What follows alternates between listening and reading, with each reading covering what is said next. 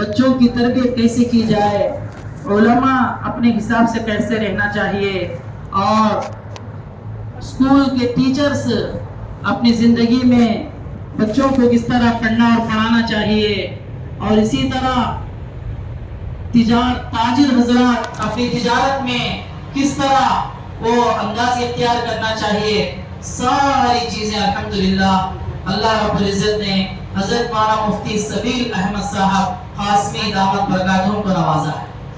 یہ اللہ کا کروڑوں احسان ہے کہ آپ کو پہلی مرتبہ آئے ہیں اور اس میں اس مدرسے میں موقع دینا، اور یہ ہمارے لیے خوش قسمتی کی بات ہے کہ اللہ نے یہ موقع ہم کو نوازا ہے۔ وہ بھی خواتین میں بات رکھ کر کے ہماری ماں بہنوں کے ذہن میں اور دماغ میں اور ان کے دل میں اور ان کی بات سننا، یہ اور بہت بڑی بات ہے۔ اس لیے مولانا آنے کے بعد آپ خواتین ماں بہنیں بڑے ادب کے ساتھ سنیں اور عمل کی نیت سے سنیں، اور جو باتیں وہ بتا رہے ہیں، خاص طور پر اگر کسی کو لکھنا آتا ہو تو ڈائری لے کر کے ایک کاغذ لے کر کے بیٹھیں۔ حضرت کی باتیں بڑی ترتیب وار ہوتی ہیں، بڑی ترتیب وار کس کو کس طرح کام کرنا چاہیے وہ باتیں بتاتی ہیں۔ اگر ہو سکے تو آپ اس میں اس طرح کر لیں تو بڑا اچھا فائدہ بھی ہوگا، کیونکہ باتیں یاد نہیں رہتی اور نوٹ کر لینے پر ذہن نشین ہو جاتی ہیں، اور استحضار کے لیے اس کو بار بار دیکھنے کا موقع بھی ملتا ہے۔ اور تصوفی لائن سے اور اسی طرح باقاعدہ بیعت کے سلسلے میں بھی حضرت بڑے اچھے انداز میں تربیت کا موقع دیتے ہیں اور تربیت کرتے بھی ہیں ماشاءاللہ۔ بہرحال کہ آج کا یہ موقع ہمیں غنیمت سمجھنا چاہیے۔ میں ابھی آپ کے سامنے ایک قرآن شریف کی ایک آیت کریمہ تلاوت کی، اس میں ایک اہم واقعہ ہے، اس واقعے کی وجہ سے وہ واقعہ سننے کے بعد آپ کو انشاءاللہ بڑا فائدہ ہو جائے گا۔ واقعہ یہ ہے، حضرت یونس علی نبینا علیہ السلام اللہ کے پیغمبر ہیں۔ حضرت یونس علیہ السلام حضرت آدم علیہ السلام سے لے کر کے جتنے انبیاء علیہ السلام آئے حضرت عیسیٰ علیہ السلام تک، کوئی نبی بھی پوری امت کے لیے نہیں آیا، پورے لوگوں کے لیے نہیں آیا، بلکہ کچھ نبی علاقے کے لیے اور کچھ نبی ایک گاؤں کے لیے، اور بعض نبی تو 2 آدمیوں کے لیے، بعض آدمی تو 100 آدمیوں کے لیے، اس طرح ہے۔ حضرت یونس علیہ السلام عراق کے علاقے کے رہنے والے تھے، اور اس علاقے میں نینوا ایک شہر پڑتا ہے، اس شہر میں 1 لاکھ آدمی بستے تھے، 1 لاکھ آدمی بستے تھے۔ اللہ تعالیٰ نے حضرت یونس علیہ السلام کو ان 1 لاکھ آدمیوں کے ہدایت کے لیے بھیجا تھا۔ یونس تم جاؤ اس علاقے میں کام کرو اور لوگوں کو دین کی دعوت دو اور ایک اللہ کی طرف بلاؤ اور اسلام کے بارے میں ان کو سمجھاؤ۔ حضرت یونس علیہ السلام ان لوگوں کے پاس جاتے، سمجھاتے، لیکن وہ ماننے کے لیے تیار نہیں ہوتے۔ اللہ تعالیٰ سے پوچھتے، اللہ میں سمجھایا وہ مان نہیں رہی، میں کیا کروں؟ پھر دوسری مرتبہ سمجھایا، پھر نہیں مانے، پھر اللہ تعالیٰ سے عرض کہنے لگا میں سمجھا رہا ہوں پھر بھی وہ نہیں سمجھ رہے، میں کیا کروں؟ پھر تیسری مرتبہ بھیجا، تیسری مرتبہ بھی سمجھایا، اس کے باوجود بھی نہیں مانا۔ اللہ تعالیٰ سے پوچھا، اے اللہ اب میں اتنا سمجھایا ہوں، اب میں کیا کر سکتا ہوں؟ جو کچھ آپ نے کہا تھا بتانے کے لیے میں بتایا، لیکن وہ کسی طرح ماننے کے لیے تیار نہیں ہے۔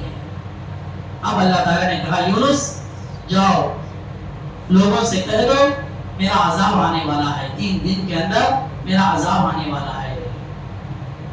اب یونس علیہ السلام لوگوں کو جا کر کے بولے تم لوگ میری بات نہیں مان رہے، ایک اللہ کو تسلیم نہیں کر رہے ہیں، تو ٹھیک ہے اب آپ کے اوپر اللہ تعالیٰ 3 دن کے اندر عذاب بھیجنے والا ہے، انتظار کرو۔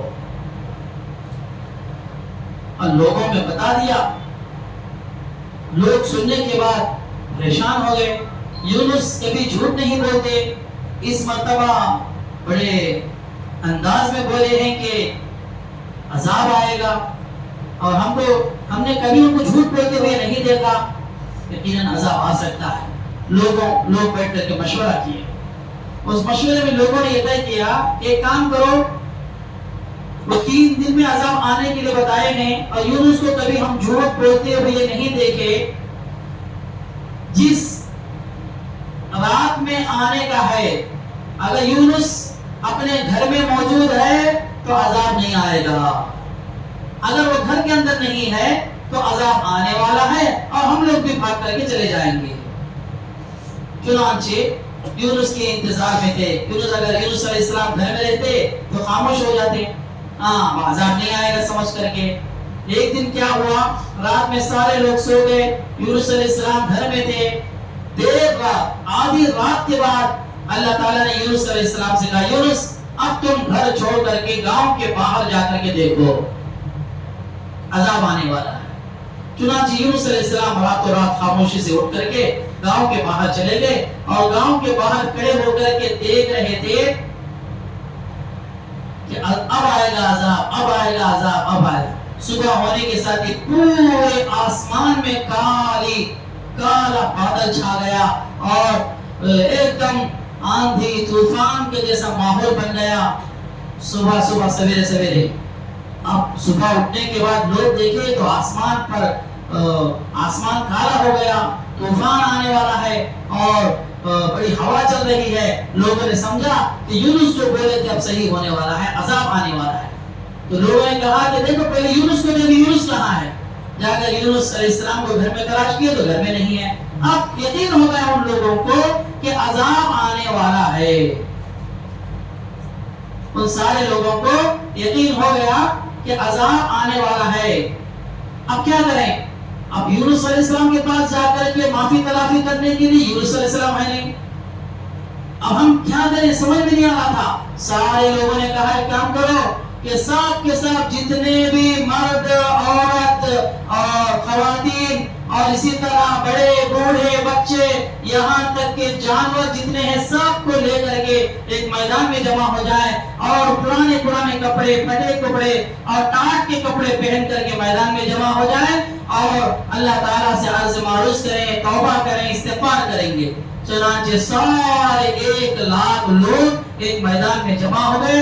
اس میں سب بچے، بڑے بوڑھے، عورت مرد خواتین سب کے سب موجود تھے. یہاں تک کہ جانوروں کو بھی لایا، پھٹے کرے پرانے کپڑے پہن کے آئے اور ٹاٹ کے کپڑے پہن کے آئے. کیوں یہ تجزیہ کرنا پڑا؟ یونس علیہ السلام کے پاس جا کر تو معافی مانگیں گے تو یونس علیہ السلام ہے نہیں، چلے گئی. اب ہمارے پاس راستہ کیا بھی نہیں، اب ہے چونکہ تو اللہ کے پاس ہی مانگنا. اب اللہ سے وہی بات اللہ سے بولیں گے. اس لیے سارے لوگ اکٹھا ہو کر کے میدان میں جمع ہو گئے، اور سارے لوگوں نے اتنا رویا، اللہ سے خوب گر گرایا، توبہ کیا، استغفار کیا. اے اللہ ہم سے غلطی ہو گئی، یونس آ کر کے ہم کو سمجھائے، ہم کو بولے، اس کے باوجود ہم نہیں مانے. اے اللہ ہم آج کے بعد سے ایسی غلطی نہیں کریں گے. اے اللہ یہ ہماری بہت بڑی کوتاہی ہے. وہ پیغمبر تھے، آپ کے نبی تھے، محبوب تھے، ہم کو آ کر کے سمجھاتے تھے، اس کے باوجود ہم نے ان کی بات نہیں مانا. اے اللہ جو غلطی ہو گئی، آئندہ ایسی غلطی نہیں کریں گے اور سچی توبہ کرتے ہیں. آپ اتنا بول کے رو رہے تھے. اللہ کو رحم آیا، اللہ کو مہربانی آ گئی ان لوگوں پر. اللہ تعالیٰ نے کیا کیا؟ وہ سارا عذاب، یہاں تک کہ آسمان پر کالا بادل آ گیا تھا، طوفان جیسا ماحول بن چکا تھا، ہوا پھیل چکی تھی. اس کے باوجود بھی سارے کا سارا آسمان کو جو کالا بادل تھا سب ختم ہو گیا. اب یونس علیہ السلام گاؤں کے باہر کھڑے ہو کر کے دیکھ رہے ہیں، اب عذاب آتا، اب سب جنے مر جاتی ہے، اب مجھا کو دیکھنا، اب مر جاتی مجھا کو دیکھنا، اب مر جاتی مجھا کو دیکھنا. کافی دیر ہوا لیکن کچھ ہو ہی نہیں رہا ہے، کوئی کچھ سب کے سب اپنے حساب سے ہیں. اب یونس علیہ السلام کو سمجھ میں نہیں آیا. جا کر کے دیکھا تو سارے لوگ اچھی طرح سے ہیں، پھر ان کے اوپر عذاب نہیں آیا. جو عذاب آیا تھا وہ ختم ہو گیا، دور ہو گیا. یونس علیہ السلام نے کہا یہ تو اللہ تعالیٰ کی طرف سے عذاب تھا، اس کی وجہ سے میں بولا تھا، میں اس میں کیا یہ نہیں ہے، اس لیے ایک کام کروں گا، میں اگر گاؤں کو جاؤں گا تو لوگ مجھے پکڑ کر کے ماریں گے اور میں بے عزت ہو جاؤں گا، بدنام ہو جاؤں گا، برباد ہو جاؤں گا. کیونکہ یونس علیہ السلام کے قوم میں جو آدمی جھوٹ بولتا اور اس کے بارے میں کوئی گواہی نہیں پیش کرتا تو اس کی سزا یہ تھی کہ اس کو قتل کر دیا جائے. یہ یونس علیہ السلام کی امت کی سزا تھی. ہر امت کی سزا الگ ہوتی ہے میری ماں بہنوں، ہر امت میں الگ الگ سزا ہوتی ہے. آدم علیہ السلام کے قوم کی سزا الگ، نوح علیہ السلام کے قوم کی سزا الگ، موسیٰ علیہ السلام کی شریعت الگ، عیسیٰ علیہ السلام کی شریعت الگ. موسیٰ علیہ السلام کے زمانے میں اگر بدن پر ناپاکی لگتی اور کپڑے پر ناپاکی لگتی تو جتنے کپڑے پر لگتی اتنا کپڑا کاٹ دینے سے پاک ہوتا، صاف کرنے سے پاک نہیں ہوتا.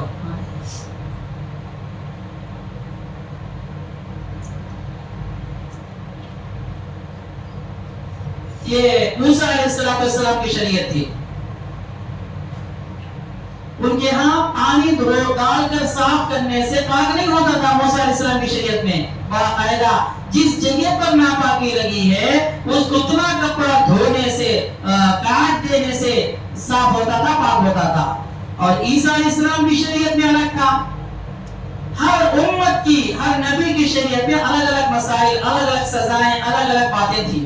تو یونس علیہ السلام کی شریعت میں ان کے قوم میں جو آدمی جھوٹ بولتا تھا اور اس جھوٹ پر میں کئی جھوٹ بولیوں اس کے بارے میں کوئی گواہ نہیں پیش کرتا تھا تو اس کی سزا یہ تھی کہ اس کو قتل کر دیا جاتا، اس کو قتل کر دیا جاتا. تو اب یونس علیہ السلام نے یہ سوچا کہ میں تو بول رہا ہوں سارے لوگوں کو عذاب آتا بولو، اور میں عذاب آتا بولوں. اب میں سب انتظار میں تھے، رات میں سو گیا تھا لیکن عذاب نہیں آیا. جب رات دیر ہو گئی تو اللہ تعالیٰ مجھ سے بولے کہ جاؤ یونس اب تم باہر چلے جاؤ، عذاب آنے والا ہے. تو اللہ تعالیٰ کے بولنے پر یونس علیہ السلام گاؤں کے باہر آ گئے اور عذاب آنا شروع ہو گیا، عذاب آنا شروع ہو گیا. تو یونس علیہ السلام وہ عذاب دیکھ کر کے گاؤں کے باہر آ گئے. لیکن اب مسئلہ کیا آ گیا؟ وہ عذاب جو آیا ہوا تھا، آسمان پر کالا بادل چھایا ہوا تھا اور جو ہوا طوفان جیسی کیفیت پڑی تھی وہ سب کا سب ختم ہو گیا. اور یونس علیہ السلام پریشان ہو گئے. اب میں جھوٹا ہو گیا، اب میں گاؤں کو جاؤں تو کس منہ سے جاؤں، کیا بول کر کے جانا؟ میں اگر میں جاؤں گا تو میں جھوٹا ہو جاؤں گا اور لوگ میری ایسی سزا، ان کی سزا کیا تھی؟ قتل کر دینا. یقیناً مجھے قتل کر دیں گے. چنانچہ یونس علیہ السلام نے کیا کہا کہ اب مجھے گاؤں میں جانا مناسب نہیں، اب میں یہیں سے کسی اور جگہ چلا جاؤں گا. اور اللہ تعالیٰ نے بھی کہا یونس اب تم ادھر جانے کی ضرورت نہیں، تم دوسری جگہ چلے جاؤ. چنانچہ یونس علیہ السلام نے کافی دور تک پیدل چل کر وہاں جا رہے تھے تو وہاں ایک دریا پڑتی ہے اور اس دریا کے اندر ایک کشتی جا رہی تھی اور سارے لوگ کشتی میں بیٹھ رہے تھے اور یونس علیہ السلام بھی جا کر کے بیٹھ گئے.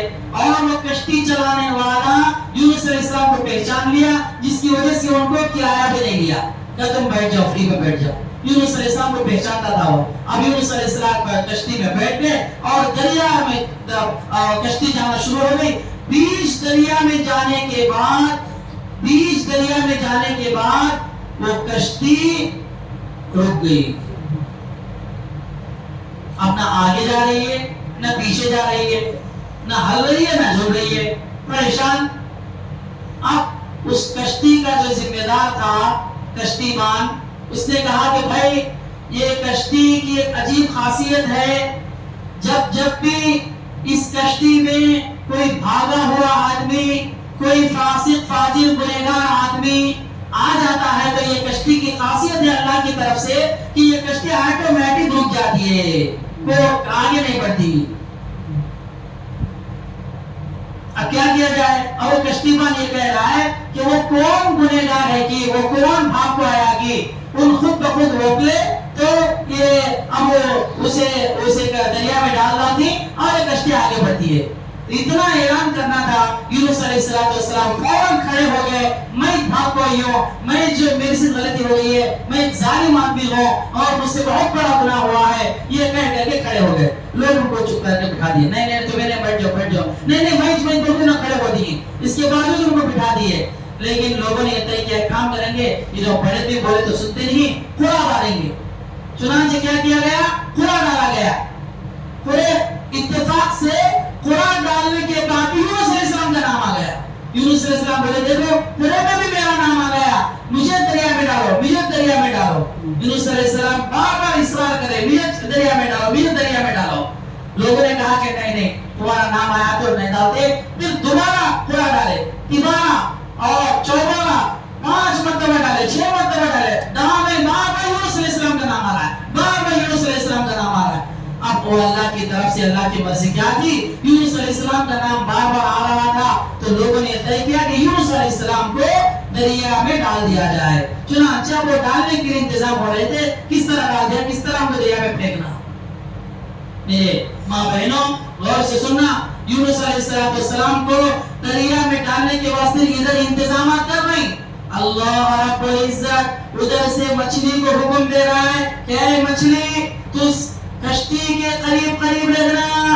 جیسے یونس علیہ السلام کشتی سے باہر دریا میں ڈال دیے جاتے ہیں تو تیرا کام کیا ہے کہ یونس کو، میرے پیغمبر کو تو اپنے پیٹ پہ لے لینا اور اسے ہضم نہیں کرنا اور اسے بال برابر بھی تکلیف نہیں ہونا.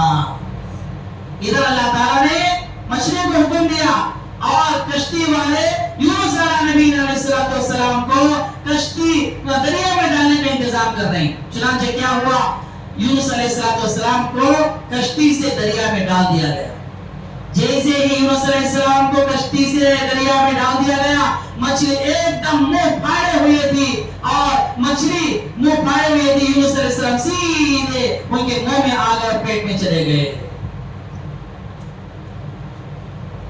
لکھا ہے ماں بہنوں میں ہی کہ حضرت یونس علیہ السلام مچھلی کے پیٹ میں 40 دن تھے. ایک روایت میں آتا ہے یونس علیہ السلام مچھلی کے پیٹ میں 15 دن موجود تھے. ایک اور روایت میں آتا ہے حضرت یونس علیہ السلام مچھلی کے پیٹ میں 7 دن موجود تھے.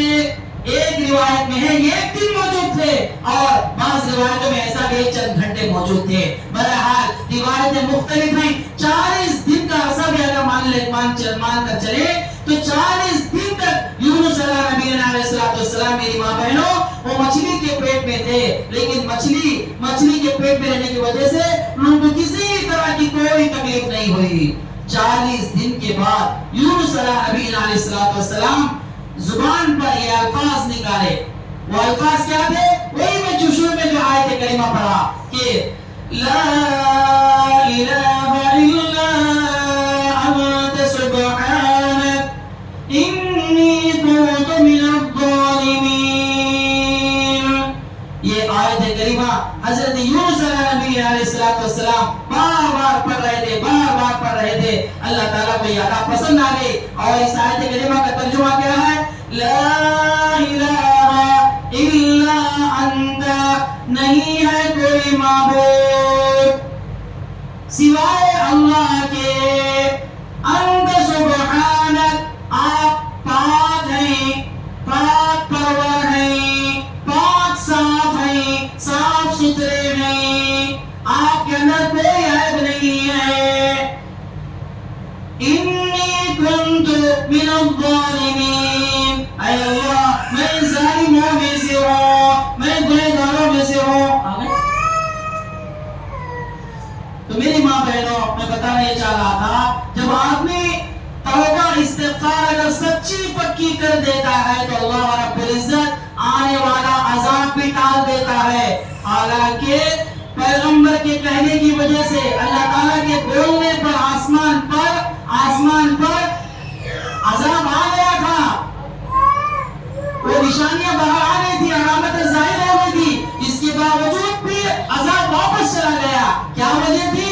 انسان کی توبہ. انسان اگر سچے دل سے توبہ کرتا ہے تو اللہ رب العزت بندے کی توبہ کو قبول کرتے ہیں اور اللہ معاف کر دیتے ہیں. اللہ ہم سب کو عمل کی توفیق عطا فرمائے. اور حضرت والا تشریف لائے ہیں, آپ حضرات ادب سے بیٹھیں انشاءاللہ بغور سنیں. آمین ثم آمین وآخر دعوانا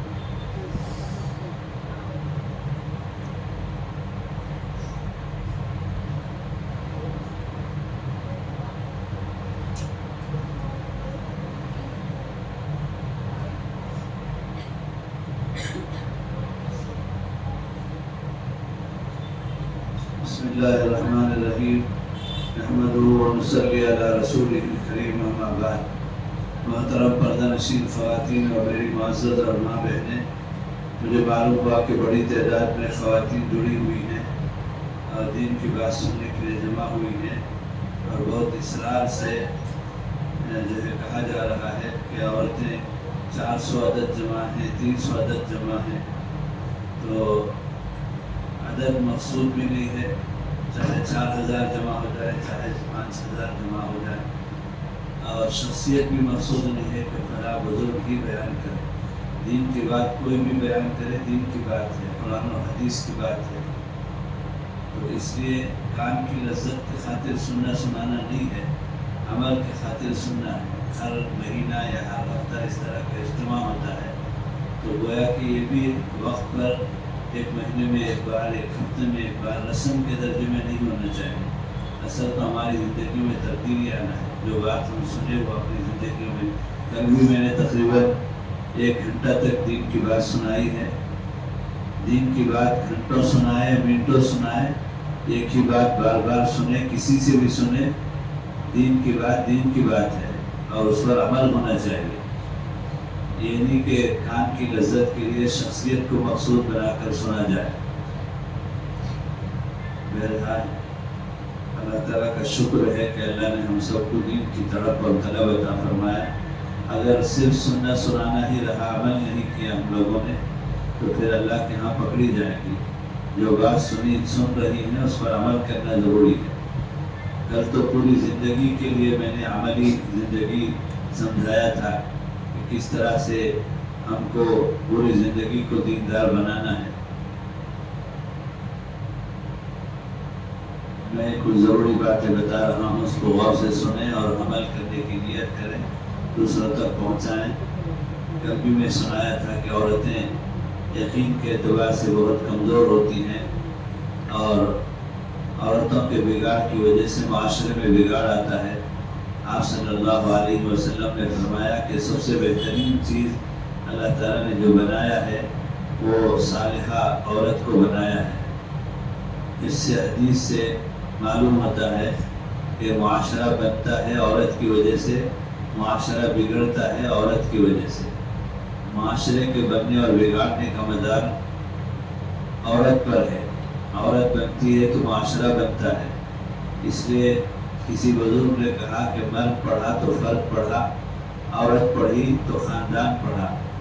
عورتوں کا بننا نسلوں کے بننے کے لیے ضروری ہے.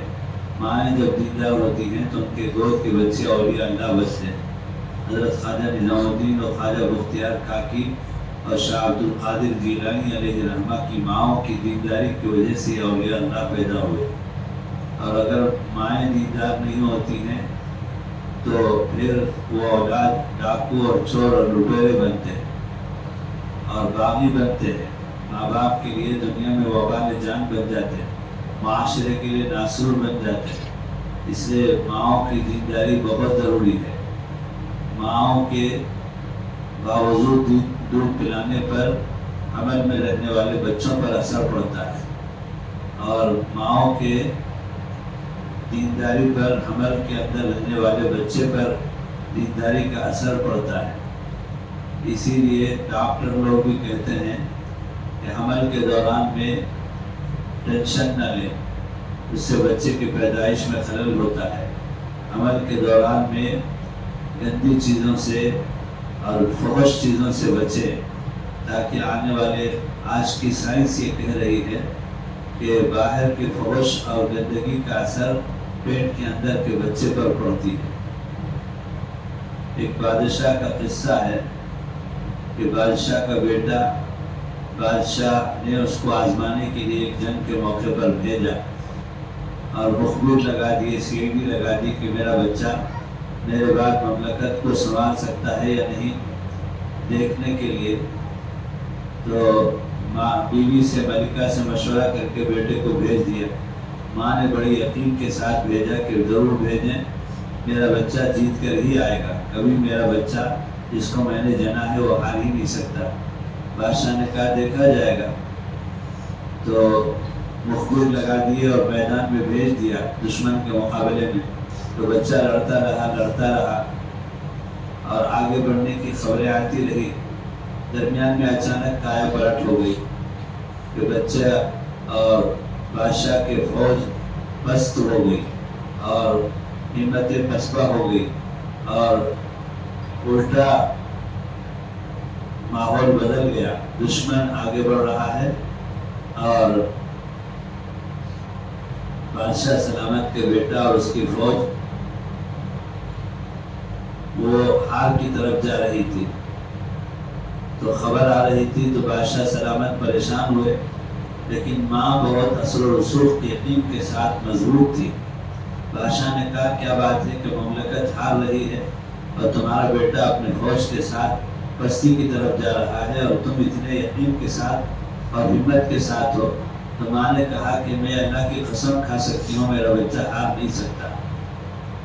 تو آخر تھوڑی دیر کے بعد پھر کایا پلٹ ہو گئی اور ہار کی شکل اور ہار کا منظر پھر سے جیت کی طرف بدل گیا اور ماشاءاللہ بادشاہ کا بیٹا غالب آ گیا۔ دشمن پست ہو کر، پسپا ہو کر، ہار کر واپس چلے گئے۔ تو بادشاہ نے ماں سے، عالیہ سے، ملکہ سے، بچے کے شہزادے کی ماں سے پوچھا کہ کیا بات ہے کہ ہارنے کے حالات پر تم پھر بھی باہمت تھی اور اللہ کی قسم کھا رہی تھی؟ تو اس نے کہا ماں نے کہ میرے بچے کو میں نے کبھی 2.5 سال تک دودھ پلانے کی مدت میں بے وضو دودھ نہیں پلایا ہے۔ باوضو دودھ پلانے کا یہ نتیجہ ہے کہ مجھے یقین تھا کہ میرا بچہ کبھی ہار ہی نہیں سکتا، بس ہمت ہو ہی نہیں سکتا۔ تو ماؤں کی تربیت کا نتیجہ ہوتا ہے کہ اولاد نیک اور صالح بنتے ہیں اور گودوں میں آنے والی پلنے والی نسلیں اولیاء اللہ بنتے ہیں۔ تو اس لیے عورت کا بننا بے حد ضروری ہے۔ ایک قصہ سنایا ایک بزرگ نے کہ ایک جگہ ایک کلکٹر صاحب کلکٹری کے کرسی پر بیٹھ کر، جہاں روز صبح سے شام تک رشوت کے حالات ہوتے ہیں، لوگ پیسہ دے کر اپنا کام بنانا چاہتے ہیں، حرام خوری کی جگہ ہوتی ہے، لیکن وہ کلکٹر صاحب بہت تقوی والے تھے تو کبھی انہوں نے ایک پیسہ رشوت نہیں لیا، بہت حلال زندگی گزار رہے تھے، اگرچہ کہ رشوت نہ لینے کی وجہ سے سادی زندگی تھی۔ اگر رشوت لیتے تو حرام کے پیسے سے ٹھاک کی زندگی ہوتی، لیکن سادی زندگی، حلال کی زندگی سکون سے گزر رہی تھی۔ ایک دن ان کے کلکٹر کے آفس میں ایک آفس بھائی کام کرتا تھا، تو اس کی شادی تھی، تو اس نے آ کر کلکٹر صاحب کو بلایا کہ میں آپ کے ساتھ مستقل زندگی بھر آپ کے اشاروں پر خدمت کر رہا ہوں، میری شادی ہونے والی ہے، آپ سے گزارش ہے کہ آپ شادی میں ضرور شرکت کریں۔ تو کلکٹر صاحب کا وہ خادم بھی بہت نیک تھا، تو انہوں نے کلکٹر صاحب نے وعدہ کر لیا اور شام کو جا کر اپنی اہلیہ سے کہا کہ ہمارے آفس میں جو کام کرتا ہے لڑکا جو بہت میرے لیے معاون ہے، اس کی شادی ہونے والی ہے، اس نے دعوت دیا ہے، میں نے وعدہ کر لیا ہے فلاں تاریخ کو شادی ہے اور تم کو بھی ساتھ میں چلنا ہے۔ تو بیوی نے بس یہ سننا تھا کہ ہنگام اور قیامت کھڑی کر دی، کہا کہ آپ نے تو مجھے جو بھنگن سے زیادہ اور کام کرنے والی عورت سے بھی زیادہ ذلیل زندگی دے رکھا ہے۔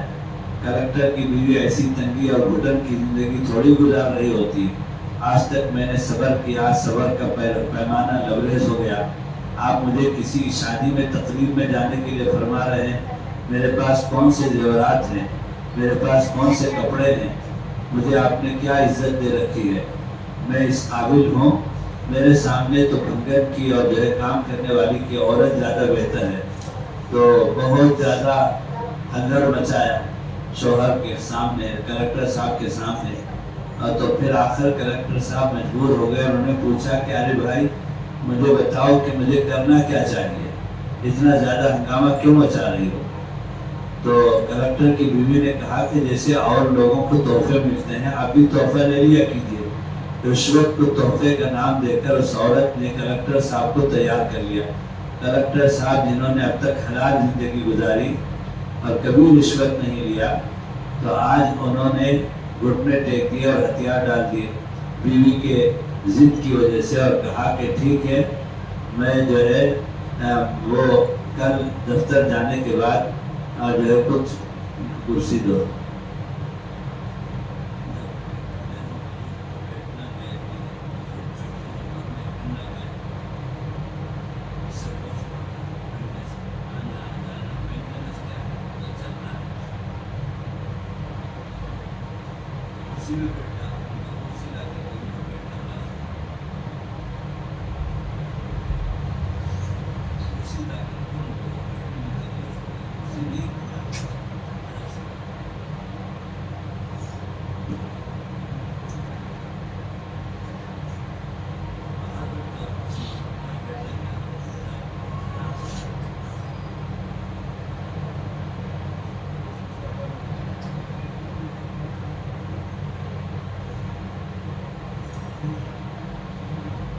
تو کلکٹر صاحب نے ہتھیار ڈال دیا اور تیار ہو گئے کہ کل میں دفتر میں جب جاؤں گا تو تمہارے کہنے کے مطابق تحفہ یعنی رشوت لے لیا کروں گا.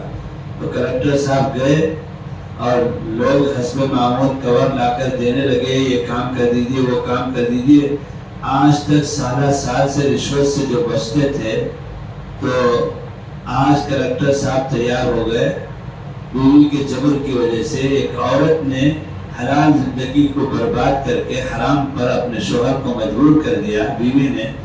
تو آج پہلی دفعہ زندگی میں کور لے لیا، اور جیسے ہی کور لی رشوت کا، کلکٹر صاحب کہتے ہیں کہ میری زندگی کی ساری روحانیت اور نورانیت کی کیفیت ایک لخت ختم ہو گئی. اور پھر ایک کور لیتے ہی مجھے مزہ لگ گیا حرام کا.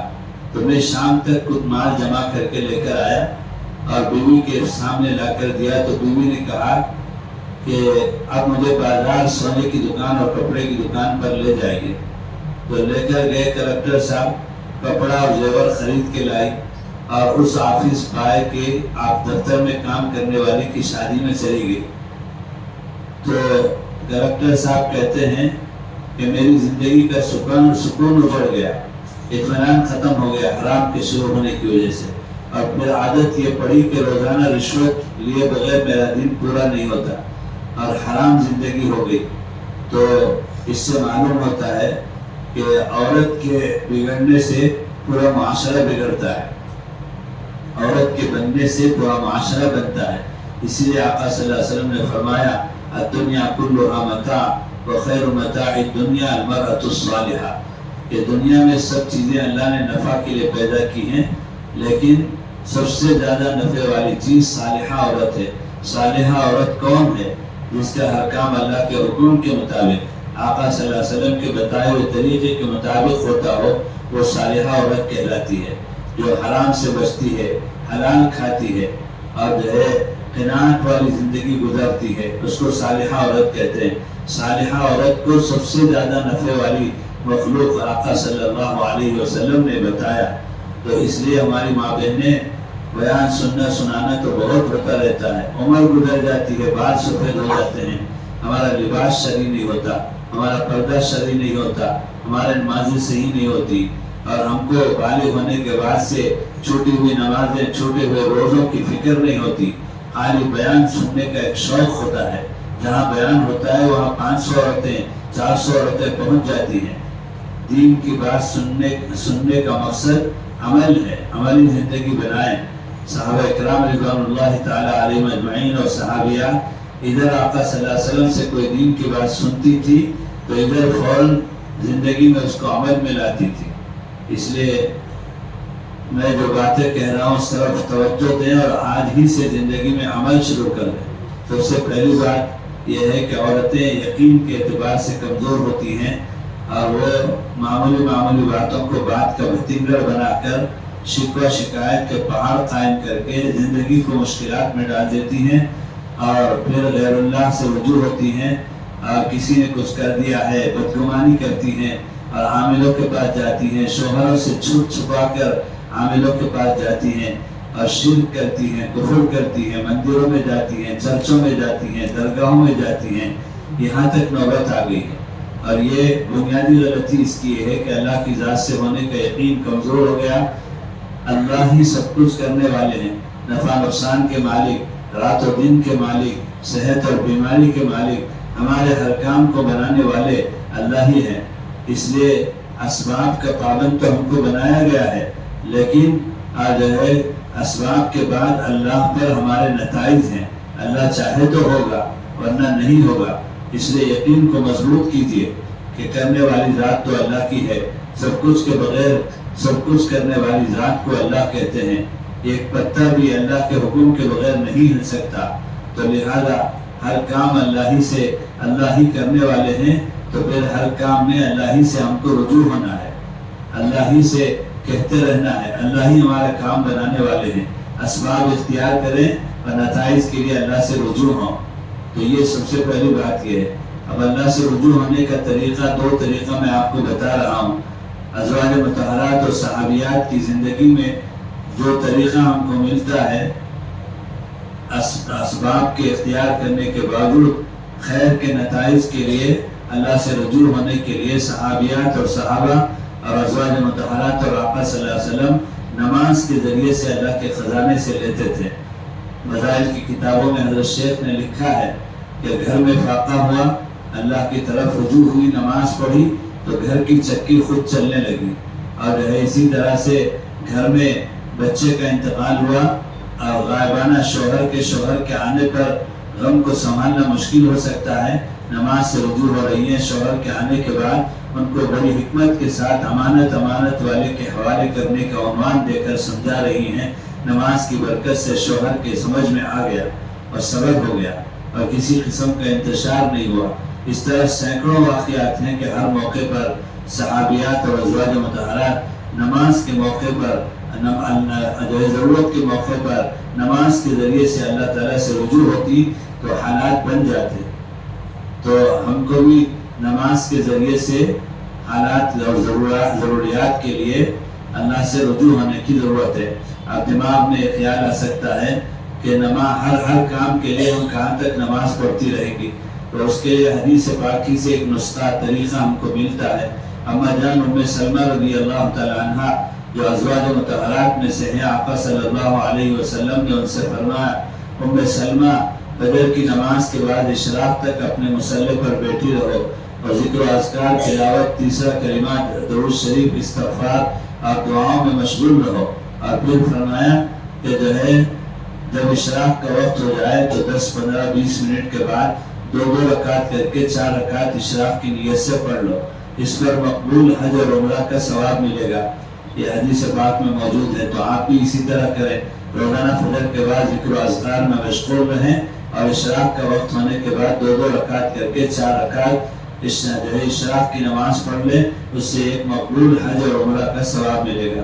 اس کے بعد 2 رکعت صلاۃ الحاجت آپ پڑھ لیں، 2 رکعت حاجت والی نماز پڑھ لیں، نفل نماز، اور پھر اللہ تعالیٰ سے کہیں اے اللہ ہماری تمام ضروریات آپ کے علم میں ہے، اب سے لے کر رات تک جتنی ضروریات ہیں اس میں خیر اور سہولت اور آسانی کا معاملہ فرمائیے۔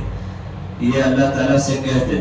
پھر اس کے بعد دن بھر آپ کے کام بنتے رہیں گے، اللہ آپ کے کام بناتے رہیں گے آپ کی دعا کی برکت سے، اور پھر آپ اس کے بدلے میں جو ہے شرک سے، بدعات سے اور کفر سے بچ جائیں گی، غیر اللہ کے سامنے شور شرابہ، شکوہ شکایت کرنے سے بچ جائیں گی، اور آپ کے کام بنتے جائیں گے اور آپ کا یقین محفوظ رہے گا۔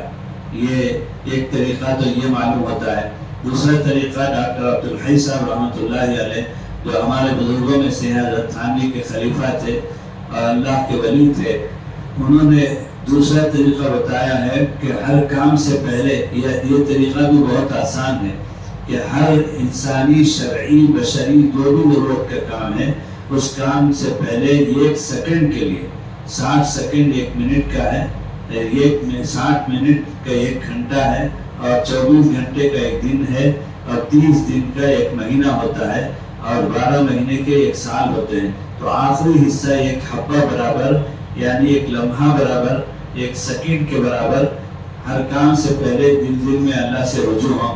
زبان سے کچھ کہنے کی ضرورت نہیں ہے، دل میں کہیں کہ اللہ میں باورچی خانہ جا رہی ہوں، بہترین کھانا پکوا دیجیے۔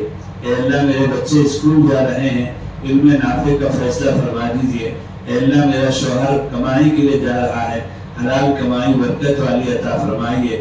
اے اللہ میں شفا خانہ جا رہی ہوں، ڈاکٹر کے لکھے ہوئے نسخے میں شفا پیدا کر دیجیے۔ حتیٰ کہ استنجا جانے سے پہلے بھی 1 لمحے کے لیے اللہ کی طرف متوجہ ہوں، استنجا عافیت کے ساتھ فراغت ہو جائے استنجا سے، اس کے لیے بھی ہم اللہ کے محتاج ہیں اور اللہ کی نعمت ہے۔ اگر استنجا وقت پر نہ ہو تو پریشانی، استنجا گھٹ ہو جائے، قبض ہو جائے تو پریشانی، استنجا اگر پتلا ہو جائے اور زیادہ ہونے لگے، لوز موشن ہونے لگے تو پریشانی، پیشاب مقدار سے زیادہ ہونے لگے، بار بار ہونے لگے تو پریشانی، پیشاب خشک ہو جائے، جلن ہونے لگے تو پریشانی۔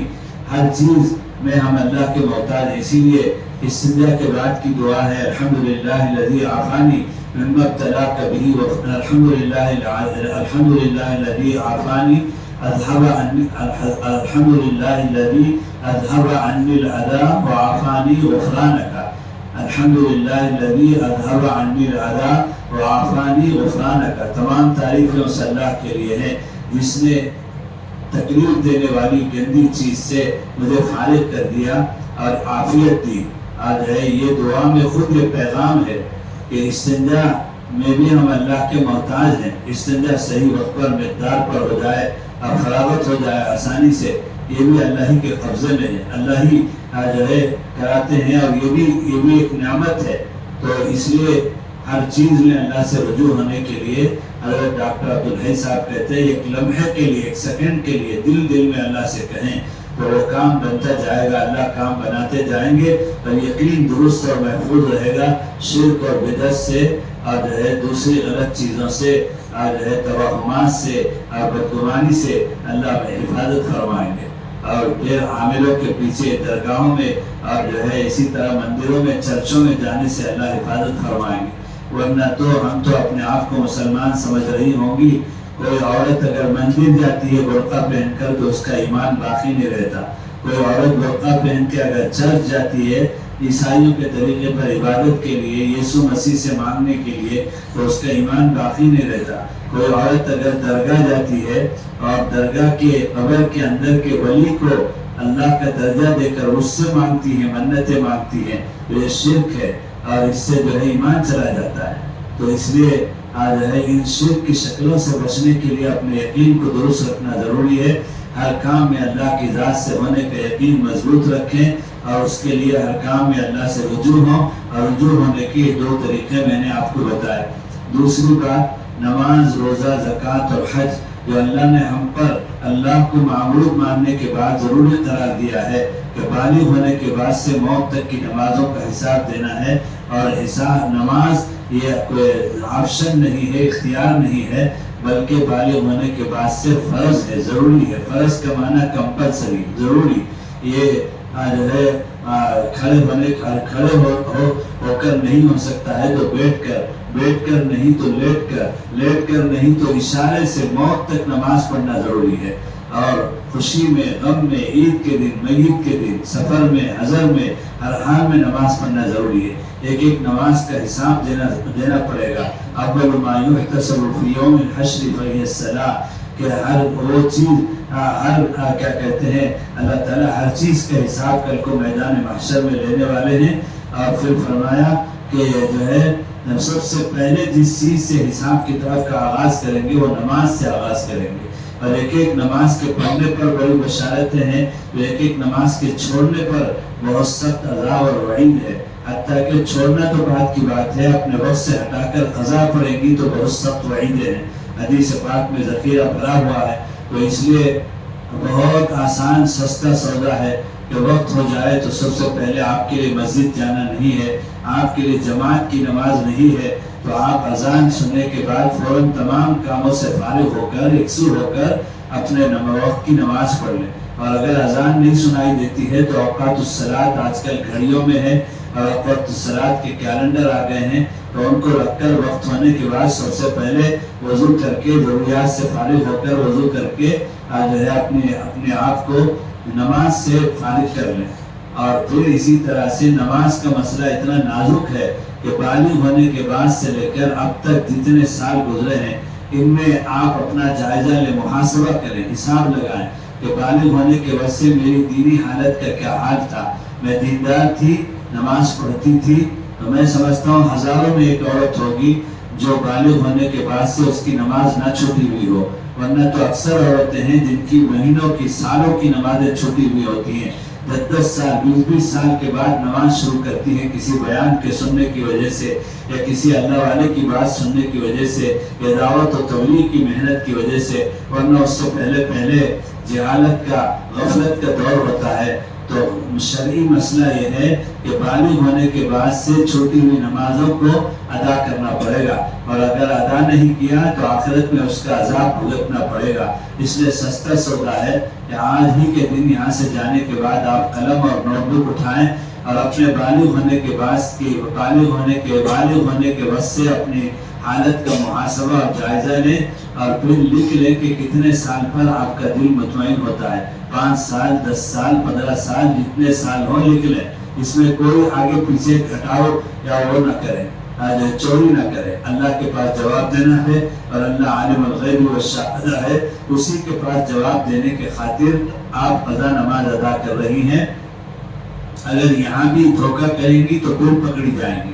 اس لیے جو ہے آپ کا دل جہاں مطمئن ہوتا ہو، 10 سال پر اگر دل مطمئن ہوتا ہے تو 10 سال سے بڑھ کر 6 مہینے لکھ لیں احتیاط کے طور پر، اور پھر آپ کو جو ہے قضا نمازیں ادا کرنا شروع کر دینا ہے. کل کے دن سے ہی، آج ہی شام کو گھر جا کر حساب لگا لیں، اور کل کے دن سے آپ کو اپنے روزانہ کی 5 وقت کی نمازیں بھی ادا کرنا ہے، فجر، ظہر، عصر، مغرب، عشاء، وتر، اور اس کے علاوہ چھوٹی ہوئی نمازوں کو بھی قضا کرنا شروع کر دیں. اور اس کے لیے کچھ جو ہے تفصیلات ہیں کہ جب تک آپ کے اوپر قضا نمازیں، فرض اور واجب نمازوں کی قضا ہوتی ہے، فجر، ظہر، عصر، مغرب، عشاء اور وتر، یہ 6 نمازوں کی قضا ہوگی. وتر کی بھی قضا کرنی ہے. تو جب تک آپ کے ذمے سالوں کی مہینوں کی قضا ہے تو آپ نفل نماز نہیں پڑھیں گی، یعنی تہجد، اشراق، چاش، تراویح نہیں پڑھیں گی. بہت سی ہماری دعوت کی خواتین اور علماء کے گھرانے کی خواتین بڑی پابندی سے 4 نوافل پڑھتی ہیں، لیکن حالانکہ ان کے اوپر قضا نمازیں، فرض نمازوں کی قضا ہوتی ہے، اور فرض کا حساب ہوگا، اشراق، خوابین کا حساب نہیں ہوگا. تو اس لیے ضروری ہے کہ اگر آپ کی نمازیں قضا ہیں تو آپ نفل چھوڑ دیں. نفل اب تک پڑھتی تھی تو نفل پڑھنا چھوڑ دیں. نفل کی جگہ پر بھی آپ قضا نمازوں کو پورا کریں گے. آپ کو جیتے جی جلد سے جلد اپنے سالوں کی مہینوں کی قضا نماز، فرض اور واجب کے قضا نمازوں سے فارغ ہونا ہے تاکہ آخرت میں عذاب سے حفاظت ہو سکے. اسی طرح سے جو آپ کے لیے مسئلہ یہ ہے کہ ہر مہینے آپ کو جو حیض آتا ہے یہ بالغ ہونے کی علامت ہے، اور یہ اللہ کی طرف سے عورتوں کے اندر فاسد مادہ نکالنے کے لیے ایک نظام ہے. بلا وجہ خون نہیں نکلتا. یہ خون جمع ہو کر اگر نہ نکلے تو عورت کی طبیعت اتنی خراب ہوتی ہے کہ جان لیوا خراب ہو جاتی ہے، حیض اگر نہ آئے وقت پر. تو اس لیے حیض کا آنا بھی اللہ کی طرف سے ایک نعمت ہے عورتوں کے لیے مردوں کے مقابلے میں. تو حیض آپ کا جب آتا ہے وہ عادت ہوتی ہے اس کی، ہر مہینے 6 دن 7 دن 8 دن، تو ان دنوں میں آپ کے لیے شریعت میں مسئلہ یہ ہے کہ نماز معاف ہے. اور پھر ان کے بعد ان دنوں کے بعد بھی ان حیض کے دنوں کی نماز جو چھوٹ گئی تھی ان کی قضا بھی معاف ہے. ان کی قضا بھی نہیں ہے، ان دنوں میں نماز پڑھنے کی بھی اجازت نہیں ہے. یہ اللہ کی طرف سے ہماری ماں بہنوں پر، عورتوں پر، بندیوں پر اللہ کی مہربانی ہے، یہ بھی یاد رکھیں. پھر اس کے بعد میں 1 سال کی نماز کا حساب لگا کر آپ کو نمونہ بتاتا ہوں. 10 سال کی چھوٹی ہو تو اس کو 10 سے ضرب دے لیجیے. تو آپ جو ہے سب سے پہلے اپنے جو ہے یہ مسئلہ سمجھ لیں کہ شریعت میں مہینہ کہتے ہیں 30 دن کو، اور جو ہے شریعت میں مہینہ کہتے ہیں 30 دن کو، اور شریعت کے اعتبار سے 360 دن کا ایک مہینہ ہوتا ہے. 360 دن کا 12, 30, 360 تو اور شمسی اور انگریزی اعتبار سے 5 دن کا اضافہ ہوتا ہے. لیکن شرعی مسائل کے لیے شریعت کا حساب جو لگائیں گے تو 30 دن سے حساب لگائیں گے. تو 360 دن میں سے اگر 8 دن کی آپ کی نماز جو ہے وہ عادت ہے حیض کی تو آپ 8 12 90 پر 6 اس میں سے 90 پر 6 نمازیں نکالیں گی تو 260 پر 290 پر 6 نمازیں نہیں 90 پر 6 دن نکالیں گی. ہر دن کے حیض کے 8 دن 12 مہینے میں سے تو 360 میں سے 90 پر 6 دن نکالیں گی تو 260 پر 4 دن بقیہ رہتے ہیں 1 سال کے. تو 1 سال میں آپ کو اگر عادت 8 دن ہے, یہ کوئی پرماننٹ حساب نہیں ہے, یہ جو میں مثال دے رہا ہوں, آپ اپنی عادت کے مطابق 12 مہینے سے ضرب دے کر اور 360 دن میں سے اتنے دن کو نکالیں گی تو 1 سال کی بچت دن آپ کو آئیں گی. پھر 10 سال اگر ہے تو اسے 10 سے ضرب دیں گی, 5 سال اگر ہے تو 5 سے ضرب دیں گی. تو 260 پر 4 دن 8 دن اگر ایام ہے آپ کے حیض ہے تو آپ کے 1 سال کا حساب 260 پر 4 دن کا بیٹھتا ہے. اب ہر دن میں سے فجر, ظہر, عصر, مغرب, عشاء, وتر 260 پر 4 دن کی 6 نمازیں آپ کو قضا 1 سال کے لیے ادا کرنا ہے. اور اس کے ادا کرنے کے 2 طریقے ہیں, آسان طریقے.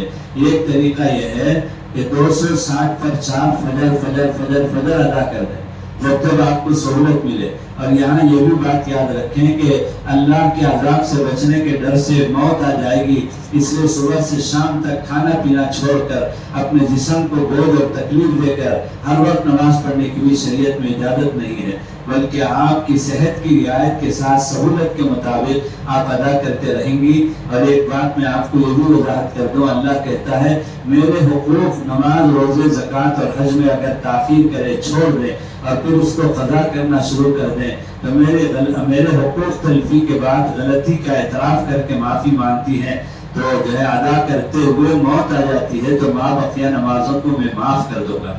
تو اس لیے 10 سال اگر چھوٹی ہوئی ہیں, 10 کو 260 پر 4 سے آپ ضرب دیں گی تو 2640 دن کی نمازیں آپ کے ذمے ہوں گی اور 4 ہی دن میں آپ کو موت آ جائے گی. تو اللہ کی ذات سے یقین ہے کہ بچت 2640 دن کی نمازیں اللہ ان کے حقوق کی تلفی کرنے اور پھر ان کے پاس جواب دینے کے ڈر سے ادا کرنے شروع کر دینے کی وجہ سے اللہ معاف کر دیں گے.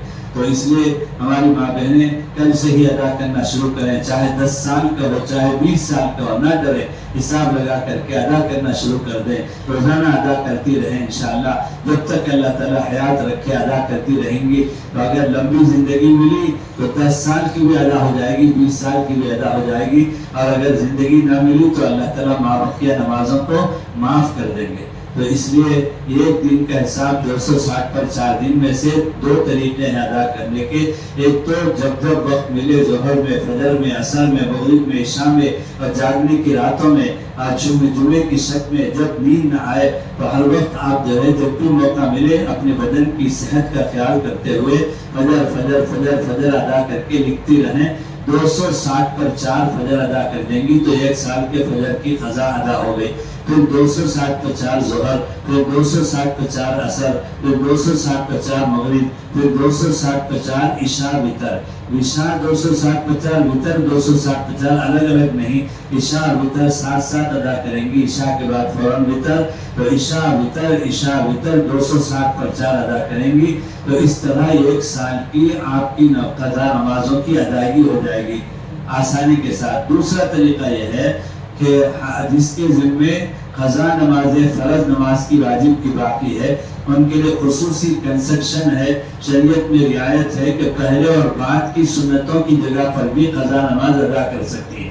اور اسی طرح سے فجر کے بعد سے اشراق تک عام دنوں میں نفل ادا کرنے کی اجازت نہیں ہے لیکن قضا نمازیں ادا کر سکتی ہیں. عصر سے مغرب تک عام دنوں میں نفل پڑھنے کی اجازت نہیں ہے لیکن قضا نمازیں ادا کر سکتی ہیں. صرف طلوع اور زوال اور جو ہے غروب کو چھوڑ کر بقیہ وقت قضا نمازیں ادا کرنے کی اجازت ہے. اسی طرح سے ایک مسئلہ یہ بھی یاد رکھیں کہ سفر کی حالت میں یعنی 74 کلومیٹر اور 48 میل اور 15 دن کے اعتبار سے اگر کہیں سفر کریں تو پھر 15 دن کے اوپر کریں تو پھر 4 رکعت کو 4 رکعت ہی پڑھیں گی. 15 دن کے نیچے اگر کریں گی سفر، اتنا لمبا سفر، تو پھر جو ہے 4 کو 2 رکعت، ظہر عصر اور عشاء کو 4 کی بجائے 2 پڑھیں گی. لیکن قضا نمازوں میں 4 کو 2 نہیں پڑھیں گی، اس لیے کہ 25 سال 20 سال پہلے کب مسافر تھی، شرعی سفر کب تھا، وہ سب یاد نہیں رہتا ہے. تو اس لیے شریعت کا حکم یہ ہے کہ 4 کو 4 ہی ادا کریں گے. یہ بھی ایک وضاحت ہے. تو اب دوسرا طریقہ یہ ہے کہ اس دن کے فجر سے پہلے ایک فجر، اس دن کے فجر کے بعد ایک فجر، اس دن کے ظہر پڑھ لیں اور ظہر سے پہلے ایک ظہر پڑھ لیں، ظہر کے بعد ایک ظہر پڑھ لیں، عصر سے پہلے ایک عصر، اس دن کا عصر، پھر عصر کے بعد ایک عصر، مغرب سے پہلے ایک مغرب اور پھر غروب کے بعد اس دن کی مغرب، پھر اس کے بعد مغرب کے بعد ایک مغرب، اور پھر عشاء سے پہلے عشاء وتر، یہ پھر اس دن کے عشاء وتر، اور پھر جو ہے اس دن کے عشاء وتر کے بعد ایک اور عشاء وتر. تو اس طرح سے 5 وقت 5 نمازوں سے پہلے سنتوں کی جگہ پر بھی آپ قضا ادا کر کے ایک سال میں اس سال کی نمازیں بھی اور پچھلے 2 سال کی نمازیں بھی 2 سال کی نمازیں بھی ادا کر لیں گی. تو یہ یاد رکھیں ہماری ماں بہنیں کہ یہ بھی ایک آسان طریقہ ہے. 20 سال کی ہو 10 سال کی ہو لکھ لیجیے پہلے اور اس کے بعد ادا کرنا شروع کر دیجیے. شریعت میں کتنی آسانی ہے میں نے کھول کھول کر بیان کیا ہے. اس لیے آخرت کا عذاب بہت سخت ترین ہے. اس عذاب سے بچنے کے لیے شریعت میں بڑی آسانی اور جو ہے آپ کو رخصت ہے. آپ ادا کرنا شروع کر دیں. بیان سننے کا شوق تو بہت ہے لیکن بیان پر عمل اصل ہے، اور آج ہی سے عمل شروع کر دیں تو آپ کا بیان سننا کامیاب ہے. یہ تو نماز کی تفصیلات ہوئی. پھر روزے کا مسئلہ، ہر رمضان میں 30 دن 1 مہینے کا روزہ آپ کو رکھنا ہے، لیکن وہاں بھی وہی مسئلہ ہے کہ رمضان کے مہینے میں جو حیض آتا ہے تو حیض کے دنوں میں روزہ رکھنے کی اجازت نہیں ہے. لیکن نماز میں اور روزے کے حیض کے دنوں کے نماز میں اور جو ہے حیض کے دنوں کے روزے میں فرق یہ ہے کہ حیض کے دنوں کی نماز معاف ہے، اس کی قضا بھی نہیں ہے، لیکن حیض کے دنوں کے روزے رکھنے کی اجازت نہیں ہے. بقیہ 11 مہینے میں ان دنوں کے روزے رکھنا قضا کرنا ضروری ہے. تو اب آپ روزہ ہر رمضان کی پابندی سے رکھیں گی. معمولی بہانے کر کے بچے کو دودھ پلانے کی وجہ سے یا جو افطاری سحری کرنے کی وجہ سے یا تھکن کی وجہ سے یا کپڑا دھونے کی وجہ سے یا کچھ اور بہانہ کر کے آپ روزہ نہ چھوڑیں. یہ روزہ فرض ہے، اس کا حساب دینا ہے، اور چھوڑیں گی تو پھر قضا کرنا پڑے گا. رکھنا ہی ہے تو ہر سال کے رمضان کے روزے رکھ لیں. اور اب جو ہے اس سال کے روزے کی جو ایام کے دن کے روزے قضا ہوئے ہیں ان کو بقیہ 11 مہینوں میں قضا کر لیں. اور اسی طرح جس طرح بالغ ہونے کے بعد سے نمازوں کا حساب لگا کر آپ نے قضا نمازیں ادا کرنی شروع کر دی، آپ کو بالغ ہونے کے بعد سے روزے کی قضا آپ کی جو باقی ہے کتنے سالوں کی چھوٹی ہوئی ہے اس کو بھی قضا کرنا ضروری ہے. اور یہاں بھی وہی مسئلہ ہے، اگر آپ کے ذمے سال 2 سال 5 سال 10 سال کے روزے ہیں تو نفل روزے پیر اور جمعرات کے اور اسی طرح سے 13 14 15 کے روزے رکھنے کی اجازت نہیں ہے. جب فرض ہی باقی ہے اس کا حساب دینا ہے، اس کا عذاب بھگتنا پڑے گا قضا نہ کرنے پر، تو نفل کا تو حساب ہی نہیں ہوتا ہے. اسی طرح سے لگاتار 5 سال کے اگر آپ کے روزے ہیں تو 30 دن کا شریعت میں 1 مہینہ ہوتا ہے، تو 5 دن 15 5 30 پر 150 روزے آپ کو رکھنا پڑے گا. تو لگاتار 150 رکھنے روزے رکھنا ضروری نہیں ہے. 3 رکھے 3 4 چھوڑ دیں، جیسے بشاشت ہو رکھتے جائیں، چھوڑتے جائیں رکھتے جائیں، جب تک بشاشت ہو رکھیں پھر چھوڑ دیں. پھر اگر طبیعت میں نقاہت کمزوری ہو تو چھوڑ دیں پھر رکھیں. اس طرح کر کے سال بھر میں آپ جو 150 روزے 2 سال میں 1 سال میں رکھ کر کے 5 سال کے روزوں کی قضا کر سکتی ہیں اور آخرت کے عذاب سے بچ جائیں گی. اور یاد رکھیں زندگی میں کسی نماز کا فدیہ، زندگی میں جیتے جی کسی روزے کا فدیہ دینے کی اجازت نہیں. اگر آپ مالدار ہیں تو جو ہے آپ اس کے نماز کے بدلے میں پیسہ، نماز کے بدلے میں روزے کے بدلے میں پیسہ دینا چاہیں تو اجازت نہیں ہے. فدیہ یعنی پیسہ دینا نماز کے بدلے میں اور روزے کے بدلے میں وہ مرنے کے بعد ہے. مرنے کے بعد بھی ایک شکل ہے. وارثین اگر فدیہ دے دیں آپ کے ترکے میں سے تو آپ کو قبر میں اور حشر میں حفاظت ہو جائے گی. اس لیے یہ بھی ضروری ہے ترکہ کی تقسیم، چھوڑے ہوئے مال کی تقسیم اور جو ہے فدیہ کے بعد، نماز اور روزے کے فدیے کے بعد، اور اسی طرح سے جو کیا کہتے ہیں وصیت اگر آپ نے کچھ کی ہے کسی مسجد کو مدرسے کو کچھ دینے کی، ان سب کو پورا کرنے کے بعد پھر بقیہ مال میں ترکہ تقسیم ہوگا. پہلے ترکہ تقسیم نہیں ہوگا، پہلے آپ کے نمازوں کا فدیہ، روزے کا فدیہ حساب کر کے دیا جائے گا، لیکن کون دیتا ہے؟ اس لیے آپ اپنا کروڑوں روپے کے مال چھوڑ کر جانے کے باوجود بھی عذاب کیوں بھگتیں گی؟ اس لیے ابھی سے آپ جو ہے قضا روزے قضا نمازوں کا حساب لگائیے. آپ جو ہے اسی طرح سے دیکھیے کہ اگر مر جائیں گے آپ، پھر نماز باقی رہے گی، مر جائیں گی اور روزے باقی رہیں گے، تو ایک روزہ اور ایک جو ہے نماز کا فدیہ اس سال جس سال آپ کی موت ہوگی، وفات ہوگی، جس سال ہم مریں گے، اس سال کی رمضان کا جو فطرہ ہوگا وہ ایک روزے کا فدیہ ہوگا، ایک نماز کا فدیہ ہوگا. یعنی 70 روپے اس سال اگر عید الفطر کا فطرہ تھا تو ایک نماز کا فدیہ 70 روپے، اور 6 نمازوں کو ضرب دیں گے تو 6 7 40 پر دو، ایک دن کا فدیہ 420 روپے، اور ایک سال کو اس سے حساب لگائیں گے 360 دن کے ساتھ. تو یہ طریقہ ہے. اور نماز کا فدیہ آپ کے ایام نکال کر 260 پر 4 دن کا، 8 دن اگر آپ کے ایام ہیں، اور روزے کا فدیہ 5 سال کے 150 روزے ہیں تو 70 روپے سے ضرب دے کر کے ایک فدیے کے بقدر آپ کے چھوڑے ہوئے مال میں سے فدیہ دیا جائے گا. میں یہ ساری تفصیلات اس لیے بتا رہا ہوں کہ آپ کو نماز کی اہمیت کا اندازہ ہونا چاہیے. نماز کتنے اہم العبادات میں سے ہے کہ اتنے نازک مسائل ہیں نماز کے. نماز اختیاری چیز نہیں ہے کہ پڑھے تو پڑھے گی نہیں تو چھوڑ دیں گی.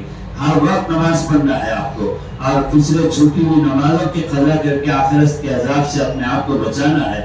تو یہ روزے کا مسئلہ ہوا، اور جو ہے ہر سال کے روزے اور جو ہے پھر چھوٹے ہوئے روزے کو حساب لگا کر اس کی قضا.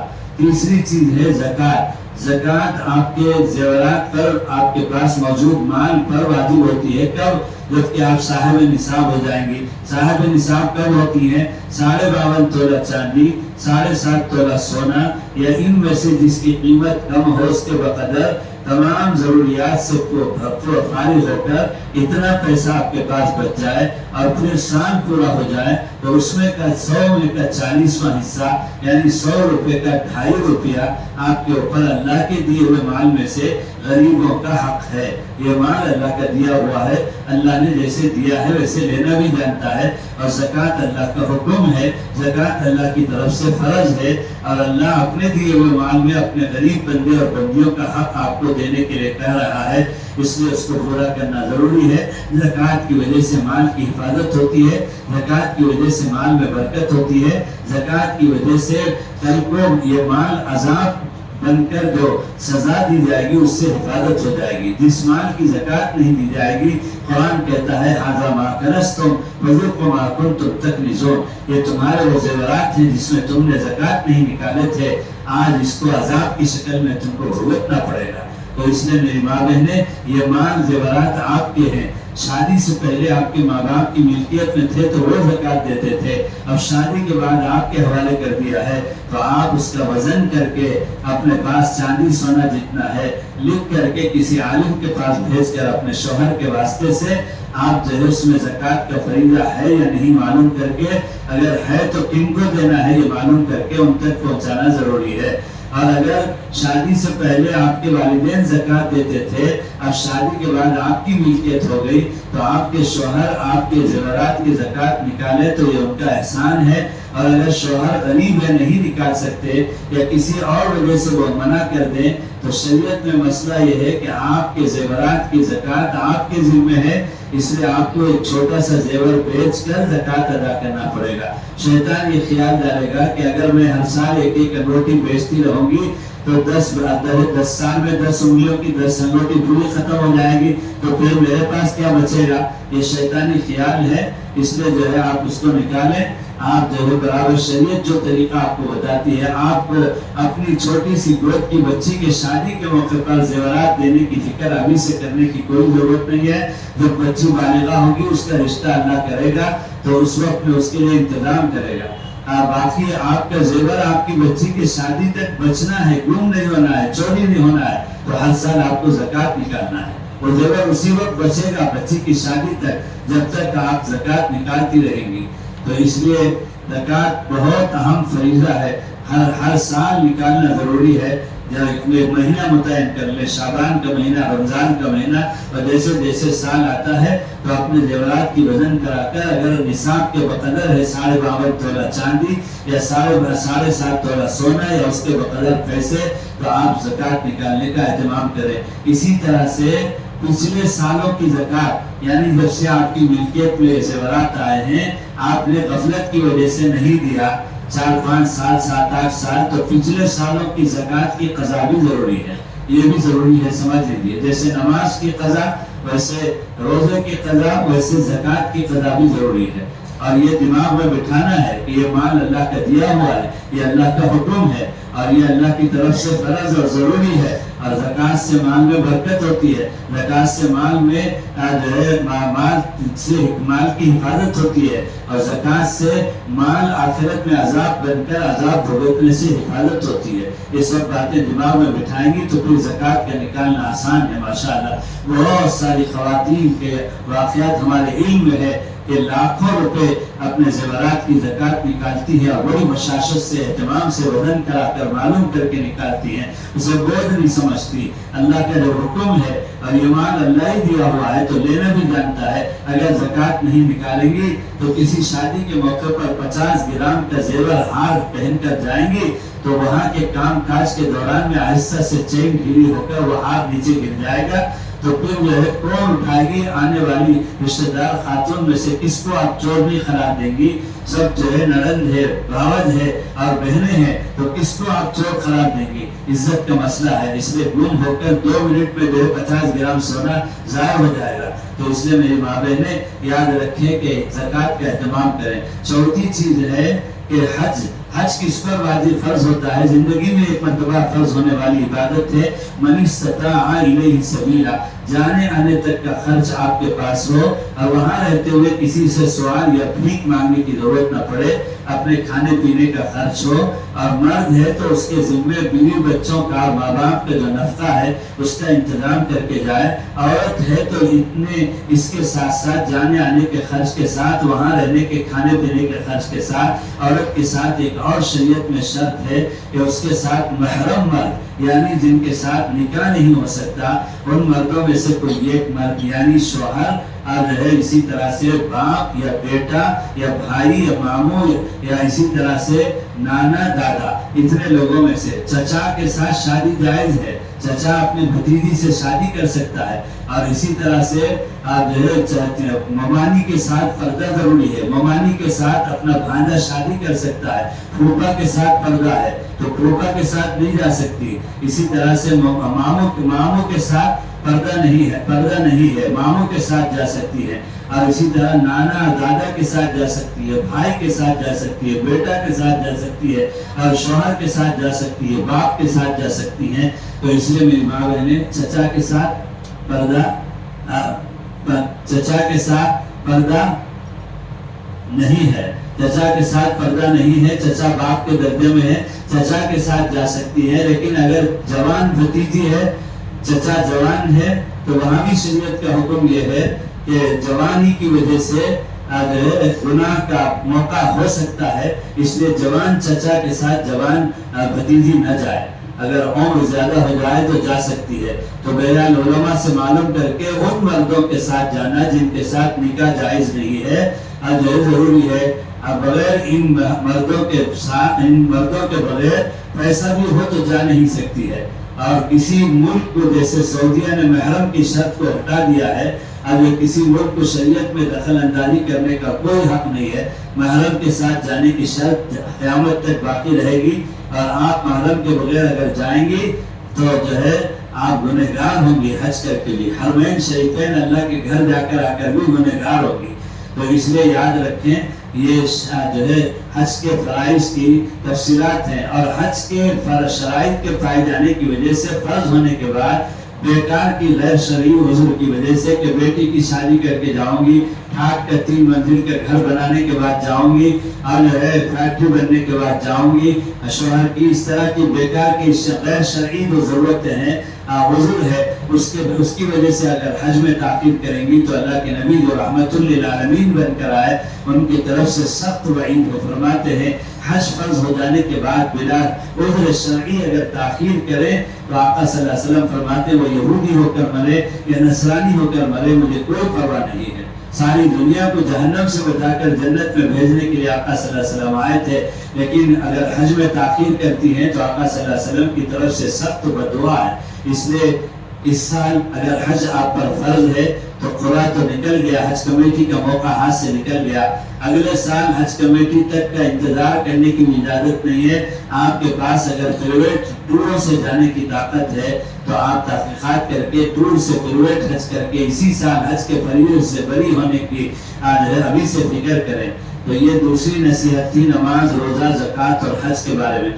تیسری نصیحت ہے زبان کی حفاظت کا اہتمام کریں. عورتیں مردوں کے مقابلے میں زیادہ جہنم میں جائیں گی. ایک صحابیہ نے رو کر پوچھا تو آقا صلی اللہ علیہ وسلم نے فرمایا اس لیے جائیں گی کہ عورتیں مردوں کے مقابلے میں زبان بہت زیادہ غلط استعمال کرتی ہیں اور جو ہے زبان چرچر کرتی رہتی. کسی نے کہا دنیا کا سب سے بڑا جھوٹ اس کو کہا جا سکتا ہے کہ دو عورتیں جڑی اور 10 منٹ تک خاموش رہ کر چلی گئی.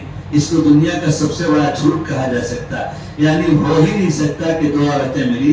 مولویوں کی عورت بھی مل کر کے کچھ نہ کچھ پکنا، کچھ نہ کچھ بات کرنا ضروری ہے. عورت ملنے کے بعد بات کرے بغیر، بلکہ بعض وقت ایسا ہوتا ہے کہ نیند میں بھی بڑبڑاتی رہتی ہیں عورتیں. اور جو ہے اسی طرح سے بعض وقت ایسا ہوتا ہے اکیلے تنہا بیٹھی ہیں تو بغیر کوئی دوسرا ہونے کے باوجود بھی خود سے بات کرنے لگتی ہیں. تو یہ عورتوں کی اتنی بات کرنے کی عادت پڑی ہوئی ہے، جب تک بات نہیں کرتی پیٹ کا پھکارا باقی رہتا ہے. اور جیسے ری خارج ہونے سے راحت ملتی ہے ایسے بات کرنے سے ان کو راحت ملتی ہے. تو اس لیے عورتیں اپنی زبان کو کنٹرول کریں. زبان یہ نعمت ہے اللہ کی طرف سے، اسی سے جنت میں بھی جاتی ہیں، جہنم میں بھی جائیں گی. اور آقا صلی اللہ علیہ وسلم نے فرمایا زبان کی حفاظت کی گارنٹی دے دو، میں تم کو جنت میں پہنچانے کی گارنٹی دیتا ہوں. تو عورتیں زبان کی حفاظت کا بہت اہتمام کریں، زبان کو ضرورت پر استعمال کریں ورنہ خاموش رہیں. آقا صلی اللہ علیہ وسلم نے 3 طریقہ زبان کی حفاظت کا بتایا. پہلا طریقہ بتایا قول الخیر، خیر کی باتیں کرو، ایسی باتیں مت کرو جس سے دوسروں کو تکلیف ہوتی ہے.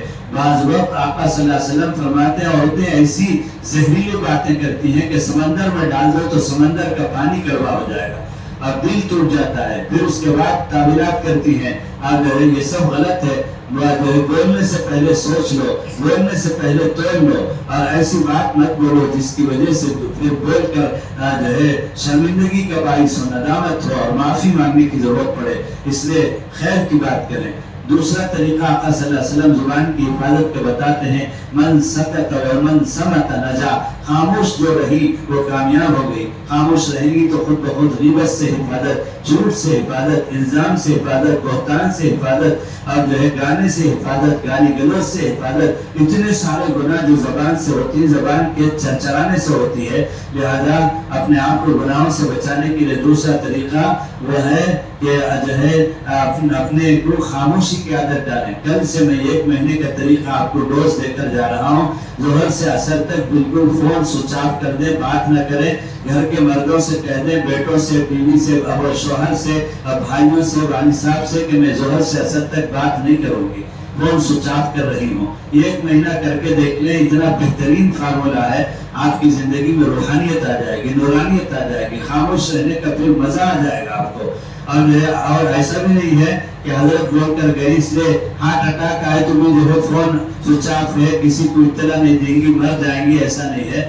اگر ہارٹ اٹیک آئے تو فون کو آن کر کے اور اطلاع دیں کہ مجھ کو اس وقت ہارٹ اٹیک ہو رہا ہے، جلدی سے آئیں. اور شوہر کو آفس میں اطلاع کریں اور ڈاکٹر کو بلائیں. اور جو ہے ناجائز ضرورتوں سے بچنے کے لیے، ناجائز باتوں سے بچنے کے لیے میں یہ طریقہ بتا رہا ہوں. کر کے دیکھیں انشاءاللہ. خاموشی کی عادت ڈالیں. اگر گھر والے ضد کر کے، مرد احباب شوہر وغیرہ ضد سے بات کرتے ہیں تو نکتوں کی طرح سے اشاروں سے بات کریں. تو جو ہے یہ 1 مہینہ کر کے دیکھ لیں. تیسرا طریقہ آقا صلی اللہ علیہ وسلم نے زبان کی حفاظت کا فرمایا کہ جو ہے تیسرا طریقہ یہ ہے کہ اپنی زبان کو ذکر سے مشغول رکھیں. زبان کو ذکر سے کھاتے وقت اور اسی طرح سے مصنون دعاؤں سے، تیسرا کلمہ درود شریف استغفار صبح و شام سے، تلاوت سے، اور کپڑا دھوتے وقت، برتن دھوتے وقت، کھانا پکاتے وقت، ہر بچے کو دودھ پلاتے وقت ہر وقت ذکر سے اپنے آپ کو مشغول رکھیں زبان سے، تو خود بخود غلط چیزوں سے حفاظت ہو جائے گی۔ شیخ الحدیث مولانا زکریا صاحب نور اللہ مرقدہ فرماتے ہیں اللہ جزائے خیر دے میری بچیوں کو، کون ان کی بچیاں 7 بیٹیاں تھیں اور سب حافظات تھیں، اور جو ہے ان کے بارے میں جو ہے لکھا ہے اپنی بیٹیوں کے بارے میں، اللہ جزائے خیر دے میری بچیوں کو سال بھر کبھی کبھار نہیں، پورے سال دوپہر میں اور رات میں 50 100 مہمان میرے گھر میں آتے ہیں، اور دنیا بھر کے ان کو کھانا روٹی اور شوربہ پکا کر دیتی ہیں، اور اس کے ساتھ ساتھ میری بچیوں کا یہ معمول ہے کہ ہر دن 10 پارے تلاوت کرتی ہیں اور ہر 3 دن میں کلام پاک پوری کرتی ہیں۔ اللہ جزائے خیر دے میری بچیوں کو اتنی خدمت کے ساتھ اتنی تلاوت کا معمول ہے۔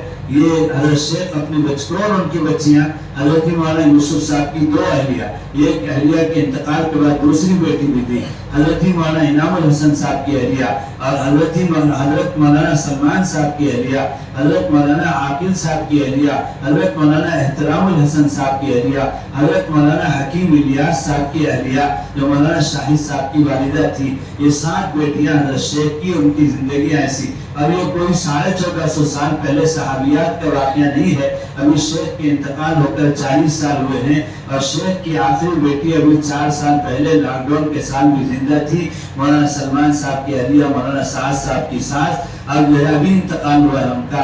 اور وہ بھی میں نے مولانا سلمان صاحب سے پوچھا کہ جو ہے آپ کی اہلیہ حضرت شیخ کی بیٹی جو حضرت شیخ آکوتی میں کہتے ہیں کہ روزانہ 10 پارے پڑھتی ہیں، آپ کے نکاح میں آنے کے بعد ان کا کیا معمول ہے تلاوت کا، میں جاننا چاہتا ہوں۔ تو مولانا سلمان صاحب رونے لگے جو مزاحمین کے ناظم تھے، حضرت شیخ کے آخری داماد، اور کہنے لگے مفتی صاحب ان کے ابا جی کی تربیت کا نتیجہ ہے، میرے نکاح میں آ کر 40 سال ہو گئے، شیخ کے وفات سے 2 سال پہلے میرا نکاح ہوا تھا، اور آج تک میری بیوی اور شیخ کی بیٹی کا ہر روز 10 پارے تلاوت کرنے کا معمول برابر باقی ہے۔ اور مولانا سلمان صاحب کے بعد 2 سال کے بعد ان کا انتقال ہوا، میں نے ان کے بچے مولانا عثمان صاحب، مولانا نعمان صاحب اور مولانا عمر اور مولانا صوبان 4 بیٹوں سے تعزیت کی، اور اپنی اماں جان کی والدہ کے انتقال کی کیفیت پوچھا تو بتایا مفتی صاحب ہر دن والدہ کا معمول تہجد سے لے کر اشراق تک 10 پارے پورے کر کے ہم لوگوں کے لیے ناشتہ تیار کر کے کھلانے کا تھا۔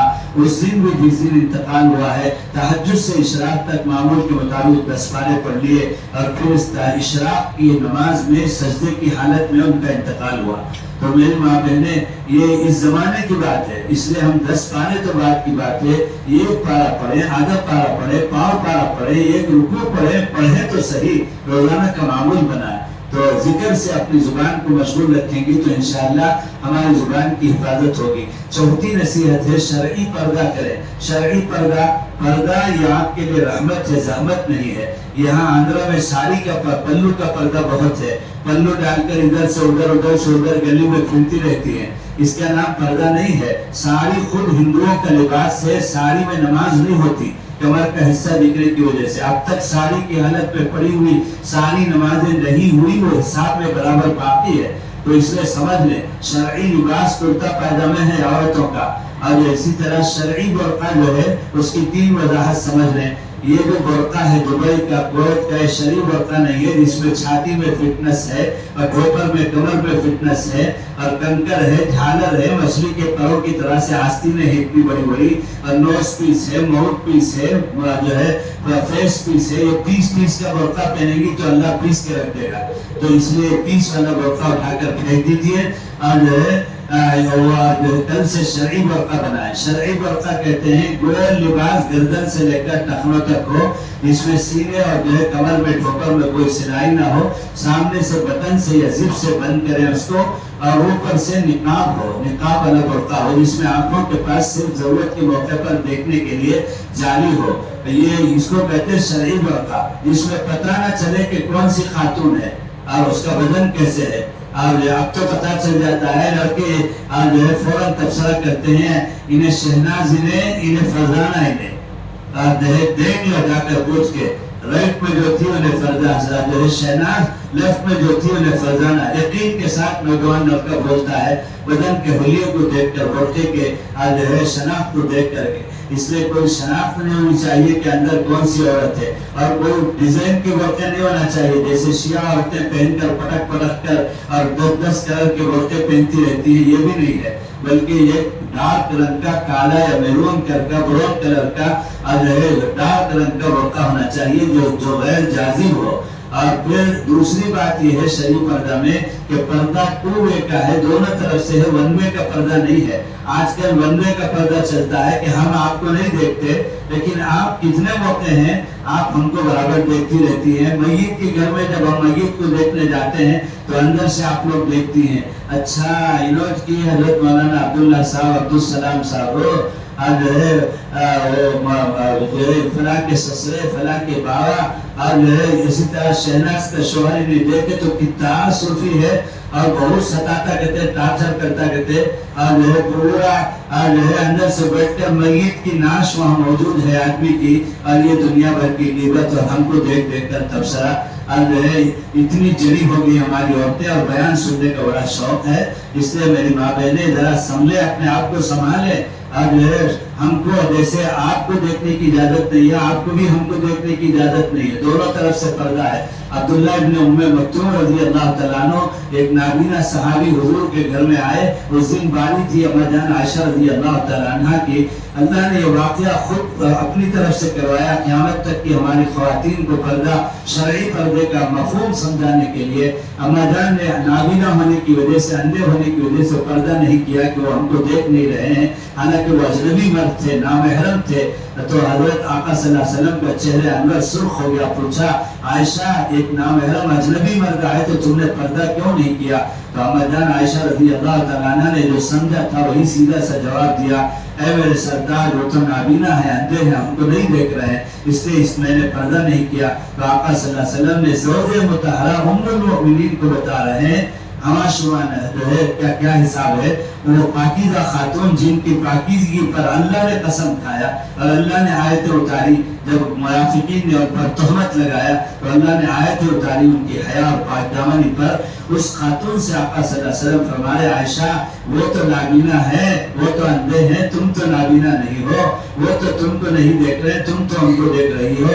दोनों तरफ से शहवत होती है, मर्द औरत को देखे तब, औरत मर्द को देखे तब, ताली 2 हाथ से बचती है। इसलिए औरत की आवाज का भी पर्दा है, औरत के बालों का भी पर्दा है, औरत के बदन के शनाख्त का भी पर्दा है, औरत के कपड़ों का भी पर्दा है कि आम जगहों में औरत के कपड़े जो है सुखाना भी बेहयाई है। तो औरत को के बारे में अल्लाह को ग़ीरत है, जैसा कि मैंने बताया आका सल्लल्लाहु अलैहि वसल्लम ने फरमाया कि सारी दुनिया में सबसे बेहतरीन नफ़े वाली चीज अल्लाह ने सालिहा औरत को आपको पैदा किया है, आपके लिए इतनी बड़ी खुशखबरी है।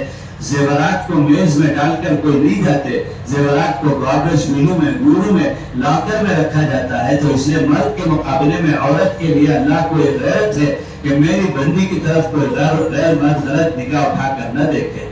तो इसलिए कुरान में आज औरत की तरफ निगाह उठाकर देखने वाले गुनाह के बारे में हर इबादत का हुक्म, हर गुनाह का हुक्म रोकने के लिए मर्द औरतों को मिलाकर है। लेकिन इस और बद निगाही यानी मर्द अपने निगाह को औरत की तरफ गलत देखता है तो औरत अपनी निगाह से मर्द की तरफ गलत देखती है, तो एक ही गुनाह को मर्दों के लिए अलग, औरतों के लिए अलग अल्लाह ताला ने कुरान में बयान किया है। वकुल लिलमुमिनीना यग़ुज़्ज़ू मिन अब्सारिहिम वकुल लिलमुमिनाति यग़ुज़्ज़ुना मिन अब्सारिहिन्ना, वही गुनाह है लेकिन मर्दों को अलग से रोक रहा है अल्लाह ताला, औरतों को अलग से रोक रहा है। तो और गुनाहों में जिना के बारे में मर्द औरतों को एक साथ मिलाकर कह दिया, लेकिन ये निगाह के गलत इस्तेमाल को औरतों को अलग वही और फिर मर्दों को अलग वही। तो मालूम ये हुआ कि कितना सख्त तरीन गुनाह है ये चेहरा खुला रखना। कुछ गैर मुक़ल्लिदीन अहले हदीस औरतें कहेंगी, जमात इस्लामी की औरतें कि जो है वो जो है चेहरे का पर्दा नहीं है, चेहरा खुला रख सकते हैं। तो ये सब भकोसली बातें हैं और आज़ाद नफ्सानी बातें हैं। चेहरे से ही गुनाह का दायरा पैदा होता है, इसलिए चेहरे ही को रिश्ता तय करने के वक्त में देखा जाता है। बदन के हिस्से को खोल कर नहीं देखा जाता, बल्कि चेहरे को देखकर औरत के साथ रिश्तेदारी की जाती है। चेहरा ही मरकज है, خوبصورتی کا، اس لیے چہرے کا چھپانا بھی ضروری ہے۔ تو میری ماں بہنیں، یہ دوسرا مفہوم ہے شرعی پردے کا۔ تیسرا مفہوم ہے گلی کی عورتوں سے تو ہم پردہ کرتی ہیں، برقع پہن کر جائیں گی، لیکن گھر میں آنے والے کچھ مرد ایسے ہیں جن کے ساتھ گلی کے مردوں سے بھی زیادہ سخت ترین پردہ ہے۔ وہ کون ہے؟ اگر شادی نہیں ہے تو اپنی طرف سے، شادی ہو گئی تو اپنی طرف سے اور شوہر کی طرف سے خالہ زاد بھائی، چچا زاد بھائی، پھوپھی زاد بھائی، تایا زاد بھائی، مامو زاد بھائی، شوہر کے چھوٹے بھائی دیور، شوہر کے بڑے بھائی جیٹھ، شوہر کے بہن کے شوہر نندائی، اور اپنی چھوٹی بڑی بہن کے شوہر جیجا جی پہلوئی ہی کو کہتے ہیں۔ ان سب مردوں سے یہ گلی میں، وہ جو ہے گھر میں روزانہ بلی کی طرح سے آتے رہتے ہیں، تو ان سے اور زیادہ خطرناک درجے میں پردہ ضروری ہے۔ آج گلی کے مرد سے زنا نہیں ہوتا اتنا جتنا گھر کے مردوں سے زنا ہوتا ہے۔ آج کل دارالقضا میں ہمارے پاس اس طرح کے فیصلے آنے لگے ہیں، 3 بچوں کی مائیں، 2 بچوں کی مائیں شوہر کو چھوڑ کر دیور کے ساتھ بھاگ رہی ہیں۔ تو اس لیے یہ شریعت کے خلاف کرنے سے یہ گناہ ہو رہا ہے معاشرے کے اندر۔ اس لیے پردہ آپ کے لیے رحمت ہے۔ یہ پردے کی 3 باتیں میں نے بتائی، آج ان کا لحاظ کرے، اس کو شرعی پردہ کہتے ہیں۔ اور 5ویں نصیحت یہ ہے کہ اپنی زندگی کو صبر اور شکر والی نصیحت زندگی بنائے۔ عورتوں میں شکوہ شکایت کی رائی کو پہاڑ بنا کر، بھتنگا بنا کر پریشان کر کے رکھی تھی۔ تھوڑی دیر میں زلزلہ آ جاتا ہے گھر کے اندر عورتوں کی وجہ سے۔ اس لیے عورتیں صبر اور شکر کی زندگی عادت ڈالیں۔ صابرہ اور شاکرہ جنت میں جائے گی صبر اور شکر کی وجہ سے۔ اور صبر اور شکر بہت بڑی نعمت ہے۔ موافق حالات آئے تو شکر، ناموافق حالات آئے تو صبر، اور شکوہ شکایت بالکل نہ کریں۔ بعض وقت شوہر سفر سے واپسی پر بڑی محبت سے کوئی جوڑا خرید کر لاتا ہے اپنے گارے پسینے کی کمائی کے پیسے سے، تو عورت بہت سخت ترین جملہ کہے گی، کیا کو دلائے، پرانا اسٹاک تھا لگا گئے، یہ تو پرانا ماں، تم نے کیا معلوم کیا اپڈیٹ آتا کر کو، خالی پیسے دے رہے تو دیور کے ساتھ جا کو مریض لے لگا جاتا ہوں، اور سوچا کیا پڑا تمہیں کائی کو سو جھنجھٹ سر میں ڈال رکھ، میرا لباس نہیں خرید تو تمہیں کائی کو خریدتے؟ خریدنا ہے تو شوہر کے ساتھ جانا ہے، دیور کے ساتھ نہیں۔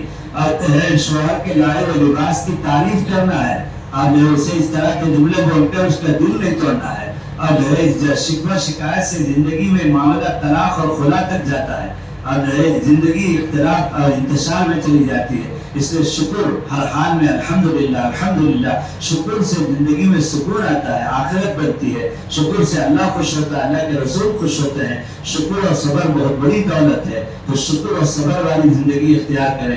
چھٹی چیز یہ ہے کہ جو ہے ہماری ماں بہنیں کیا کہتے ہیں، وہ اپنے بچے جو گود میں ہیں یہ اللہ کی امانت ہے، اس کی تربیت کرے۔ پیدائش سے لے کر شادی ہونے تک ہر سال کی تربیت کے گر آقا صلی اللہ علیہ وسلم نے سکھائے۔ شادی ہونے کے بعد جو خود وہ ان کی اپنی ذمہ داری ہے، شادی ہونے تک صحیح رشتہ طے کر کے مسنون طریقے سے نکاح کرنے تک کی بھی ذمہ داری آپ کی ہے۔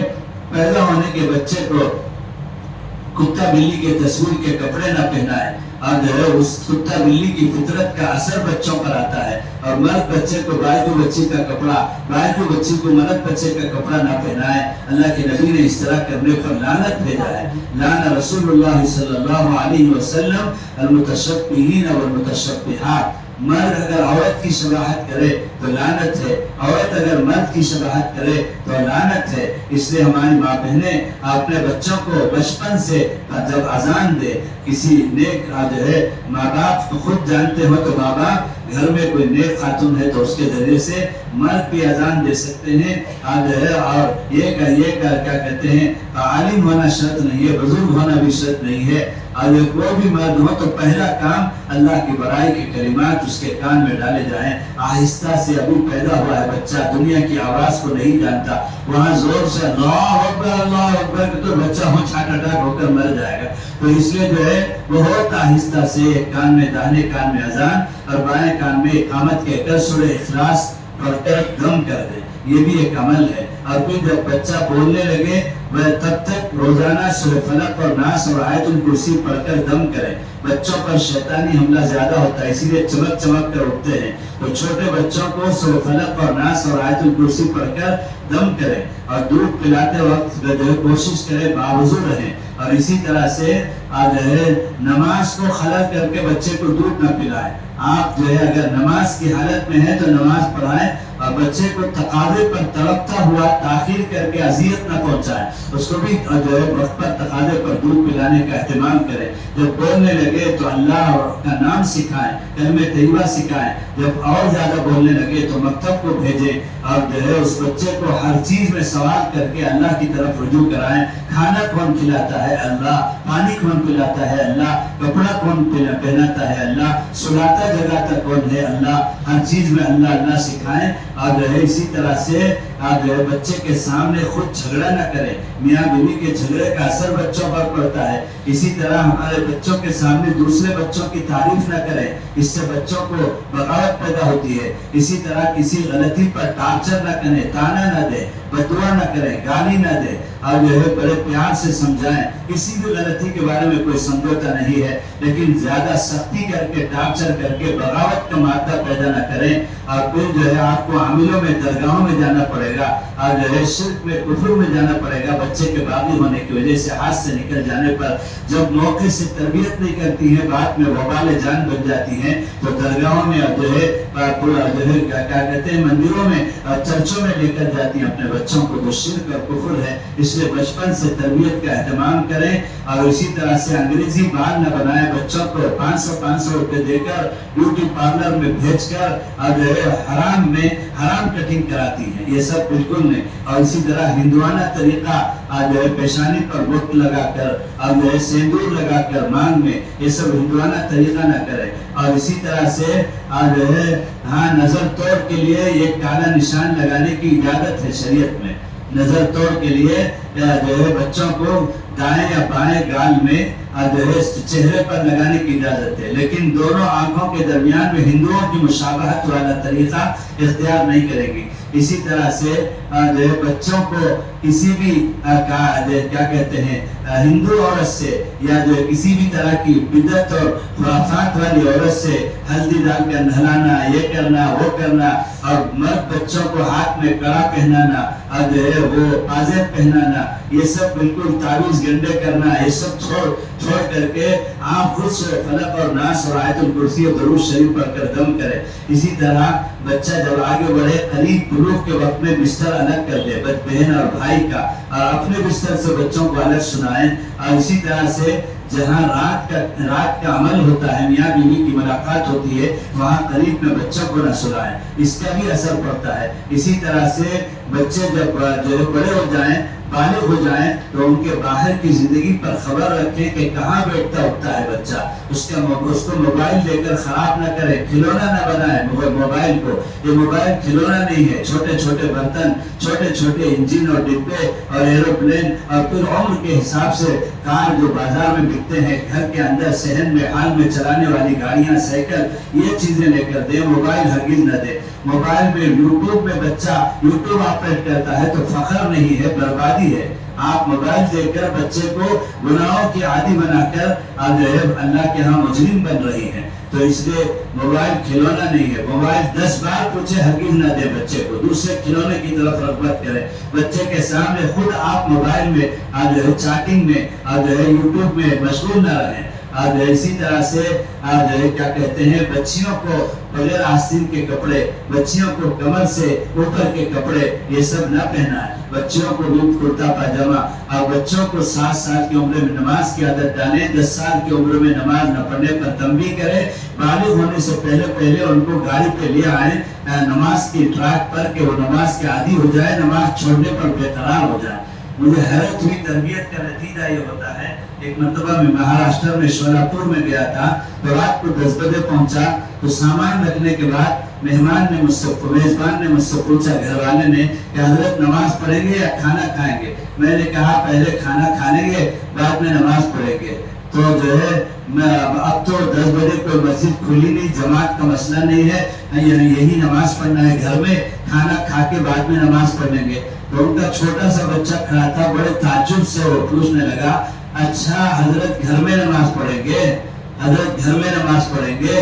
اور میں نے تو جماعت کا وقت نہ ہونے کی وجہ سے 10 بجے رات کی وجہ سے کہا تھا، لیکن وہ بچے کو میرا گھر میں نماز پڑھنا برداشت نہیں ہوا۔ باپ کی تربیت، ماں کی تربیت کا نتیجہ وہ کہہ رہا ہے اپنی چھوٹے سی زبان سے، اچھا حضرت گھر میں نماز پڑھیں گے. میں تو سمجھتا تھا کہ گھر میں عورتیں نماز پڑھتی ہیں, یعنی مرد اور گھر میں نماز پڑھے, سوال ہی نہیں اٹھتا. تو یہ تصور ہے چھوٹے بچوں میں تربیت کی وجہ سے. ایسی حدیث ہے اذا كذب العبد تباعد عنه ملك من نتن ما جاء به, جو بندہ جھوٹ بولے تو اس کے منہ سے بدبو نکلتی ہے جس کی وجہ سے رحمت کے فرشتے دور تک بھاگ جاتے ہیں. پہلے زمانے میں ہماری ماں بہنیں یہ حدیث سنا کر کے اپنے بچوں کی تربیت کرتی تھی تو بچے گلی میں جا کر آ کر واپس اپنی امی کو منہ سنگاتے تھے کہ امی جان میرے منہ میں بدبو تو نہیں آ رہی ہے, میں نے جھوٹ نہیں بولا ہے, آپ سن کر دیکھ لیجیے منہ کو. اور جو بچے منہ سنگاتے تھے یہ حدیث سنانے کا نتیجہ تھا. تو ہم آپ تربیت کریں گی تو ہمارے بچے ہمارے لیے آنکھوں کا ٹھنڈک بنیں گے, آخرت کے لیے صدقہ جاریہ بنیں گے. اور جب وقت آئے تو ان کو تجارت کے گڑ باپ سکھائے اور پڑھائیں, دنیاوی تعلیم پڑھائیں, کو ایجوکیشن میں نہ بھیجیں. آج کل جوان لڑکے لڑکیاں جو غیر مسلموں کے ساتھ بھاگ رہے ہیں جس کے لیے وہ بچے کفر میں جا کر مجرم نہیں ہیں, اور جو ہے وہ آپ مجرم ہیں, آپ نے ان کو کفر کا راستہ دکھایا ہے. تو ایجوکیشن میں ہرگز تعلیم نہ دلائے. اور جو ہے اگر تعلیم دلانا ہے تو 10ویں تک آخری درجے میں قانون کو پورا کرنے کے لیے بچوں کو تعلیم دلائیں. اس کے علاوہ کو ایجوکیشن میں 11ویں 12ویں میں, اب تو 10ویں کے بچے, ایک میرے دوست کا بچہ 15 سال عمر ہوتی ہے 10ویں میں, غیر مسلم لڑکی اپنے کلاس میٹ کے ساتھ بھاگ کر گھر سے 5 لاکھ روپے لے جا کر ایک لاج میں رہ کر 2 لاکھ روپے خرچ کر کے پولیس میں شکایت درج کر کے پولیس فون ٹارچر کر کے پکڑ کے لے آئی ہے. یہ یہاں تک نوبت ہو گئی ہے فونوں کی وجہ سے. بچے اب نشہ کرنے لگے ہیں. جس وقت نشہ کی لت لگ جائے گی آپ کا بچہ, آپ کی بچیاں بھی نشہ کرتی ہے تو ہاتھ سے نکل جائیں گی, یاد رکھیں. اس لیے بچی کو اسکول بھیجنے کے بعد آٹو میں آپ خود جا کر اچانک اسکول میں پہنچ کر دیکھیں آپ کی بچی اسکول میں ہے یا نہیں, ورنہ تو آٹو میں جانے کا تماشا ہے, آٹو والے سے اس کا تعلق ہو جاتا ہے. ساری لڑکیوں کو پہنچا کر آپ کی لڑکی کو لے کر کہیں پہاڑ پہ جا کر ہوٹل میں جا کر زنا کر کے اور جو ہے آپس میں نشہ کر کے آتے ہیں. بہت برا حال ہے آج کل. اپنے بچوں کے بارے میں ہرگز خوش فہمی میں مبتلا نہ رہے. آپ کے بچوں کو ٹور کرنا, حضرت عمر رضی اللہ تعالیٰ عنہ نے اس وقت فرمایا کہ اپنے بالغ بچوں کو ٹور کرو. ٹور کرنے کا مطلب کیا ہے؟ تعاقب کرو, نگرانی رکھو, آزاد مت چھوڑو. آپ کے بچے اس لیے لاڑ میں آتے ہیں, خوش فہمی میں, میرا بچہ ایسا کر ہی نہیں سکتا, میری بچی ہے. آپ ہی کی بچی آٹو والے کے ساتھ ہفتے میں 2 مرتبہ جاتی ہے, آپ کو پتا نہیں ہے, دھوکہ دے کر, چونا لگا کر. اس لیے میری ماں بہنیں, ہر ماں کے ذمہ ہے کہ اپنی اولاد کے بارے میں بہت سخت کری نگرانی کریں. لیکن ایک بات یاد رکھیں, سختی کر کے, گالی دے کر, ٹارچر کر کے, دوسروں کی تعریف کر کے باغی نہ بنائیں, اور جو ہے لاڑ کر کے, موبائل دے کر برباد نہ کریں. دونوں کے درمیان میں آج کے ماحول کے اعتبار سے میں آپ کو طریقہ بتا رہا ہوں کہ جو ہے آپ اپنے بچوں کو, اپنی بچیوں کو دوستی کر لیں. فرینڈشپ یہ فارمولا ہے بہترین آج کے زمانے کے اعتبار سے. دو دوست جس طرح خیرخواہ ہوتے ہیں, 2 سہیلیاں جس طرح خیرخواہ ہوتی ہیں, اس طرح آپ اپنے بچوں کے ساتھ دوستی کر لیجیے, اپنی بچیوں کے ساتھ سہیلی بن جائیے, اور پھر محبت سے 10 مرتبہ اچھے عنوان سے, تہذیب کی زبان سے آئیے جائیے. اچھے بچے ایسا نہیں کرتے, نہیں بیٹے ایسا مت کرو, نہیں ایسا کرنا, گھر کو مریا کہ تو ایسے زبان استعمال کرے گی تو مر جائے گا. باقی آپ کی زبان سے اگر کوئی جملہ ایسا نکل گیا بتوا کا, اللہ نے قبول کر لیا تو پھر روتے پھریں گے. تو اس لیے ماں کو چاہیے کہ تربیت کا فریضہ ادا کرے, باپ کو چاہیے کہ تربیت کا فریضہ ادا کرے. یہ 6 باتیں میں نے بتائی. یقین کی درستگی, ہر کام میں اللہ سے رجوع, اس کا 2 طریقہ, پھر نماز, روزہ, زکوٰۃ کی تفصیلات, پھر زبان کی حفاظت 3 طریقے, اور شرعی پردہ 3 وضاحتیں, اور پھر اس کے ساتھ ساتھ صبر اور شکر والی زندگی, اور پھر اس کے علاوہ اپنے بچوں کی تربیت نہ زیادہ سختی سے, نہ زیادہ لاڑ سے برباد کرے, درمیانی طور پر دوستانہ فضا میں تربیت کریں. اس 6 باتوں کو زندگی میں لانے کے لیے 3 کام کریں. دینی تعلیم سے جڑے, خود بھی جڑے, اپنے بچیوں, جوان بچیوں کو بھی جوڑے, چھوٹے بچوں کو بھی مکتب میں بھیجیں, اور خود بھی نانی, دادی, ماں, ساس سب دینی تعلیم حاصل کریں. دینی تعلیم نہ ہونے کی وجہ سے ساس کو اتنا ظلم کرتی ہیں, ساس بہو کے ساتھ اتنا ظلم کرتی ہیں کہ وہ اس کو خودکشی کرنے تک پہنچاتی ہیں. ساس بہو کی لڑائی کی وجہ سے بیٹے کی زندگی برباد ہوتی ہے. اس لیے دینی تعلیم حاصل کرنے کی ضرورت ہے کہ ساس اور ماں میں کوئی فرق نہیں ہے, بہو اور بیٹی میں کوئی فرق نہیں ہے. بہو کا پردہ خسر کے ساتھ ختم ہو جاتا ہے, داماد کا پردہ ساس کے ساتھ ختم ہو جاتا ہے. اب دو والدین ہو گئے برابر ماں کے درجے میں. اجنبی خسر اور اجنبی ساس کے ساتھ جب شریعت میں پردہ ختم ہو جاتا ہے تو یہ عمل بتاتا ہے کہ بہو جو ہے بیٹی ہے ساس کے لیے, اور داماد بیٹا ہے ساس کے لیے. تو اس لیے پوری محبت کے ساتھ میں ماں جو ہے داماد کے ساتھ اور بہو کے ساتھ معاملہ کرے, اور شرعی زندگی اختیار کرنے کے لیے, جنت کا نمونہ بنانے کے لیے گھروں کو, زندگی کو دینی تعلیم سے جڑنے کی ضرورت ہے. دوسرا کام دعوت و تبلیغ کی محنت سے جڑیں, اور جو ہے ہماری ماں بہنیں گھر کی تعلیم کا اہتمام کریں, ہفتہ واری اجتماعی تعلیم میں حاضر ہو کر صفات کا مذاکرہ کریں, اور جو ہے سیدھے مذاکرے کے گھر جائیں اور اپنے گھر واپس آ جائیں, ادھر ادھر نہ ٹہلیں. اور اسی طرح سے بہت نزاکت کے ساتھ آپ کو جماعتوں میں جانے کا نظام اللہ والوں نے بنایا ہے. وہ اپنے محرم کے ساتھ عشرے میں چلے میں جائیں مسجد کی جماعت میں, اور اپنی تربیت کی نیت سے جا کر آئیں. تو یہ دعوت کی تدریس سے جڑیں گی تو یہ 6 چیزیں آپ کی زندگی میں آئیں گی. پھر اسی طرح سے کسی عالم سے اور اپنے محلے کے امام صاحب سے, اور اسی طرح سے اللہ والوں سے پردے کے ساتھ تعلق رکھیں. صحابیات کا پردہ حضور کے ساتھ تھا, تو عالم سے براہ راست فون سے بات کرنے کی اجازت نہیں, اور عالم سے براہ راست پردے کے بغیر منہ سامنا کر کے بات کرنے کی اجازت نہیں, بلکہ پردے کے ساتھ بات کریں گی اور چٹھی لکھ کر کے وسائل پوچھیں گی شوہر کے واسطے سے, بیٹے کے واسطے سے, اور اسی طرح سے کسی اللہ والے سے پردے کے ساتھ اپنی آواز کو پست رکھ کر بیعت کے الفاظ کہہ لیں گی, توبے کے الفاظ کہہ لیں گی. پھر اپنے حالات کی اطلاع کاپی کے ذریعے سے کریں گی. پھر اللہ والے کی طرف سے جواب اور معاملات جو آتے ہیں اس کی پابندی کریں گی. تو یہ 3 کام, دینی تعلیم, دعوت و تبلیغ, اور علماء اور اللہ والوں سے تعلق رکھ کر مسائل پوچھ کر اپنے حالات کی اطلاع دے کر ان کی معاملات کی پابندی والی زندگی گزاریں گی تو انشاءاللہ دیندار زندگی گزرے گی. اللہ تعالیٰ استقامت کے ساتھ موت تک دین پر باقی رکھیں گے, اور پھر ایمان پر موت آئے گی. اللہ تعالیٰ مجھے اور آپ کو عمل کی توفیق عطا فرمائے. ہماری ماں بہنیں عزم لے کر جائیں اور آج ہی کاپی قلم اٹھائیں, نماز, روزہ, زکوٰۃ کا حساب لگائیں, اور اپنا پردہ لباس صحیح کرے, اپنے آنکھوں کی, زبان کی, کانوں کی حفاظت کا اہتمام کرے.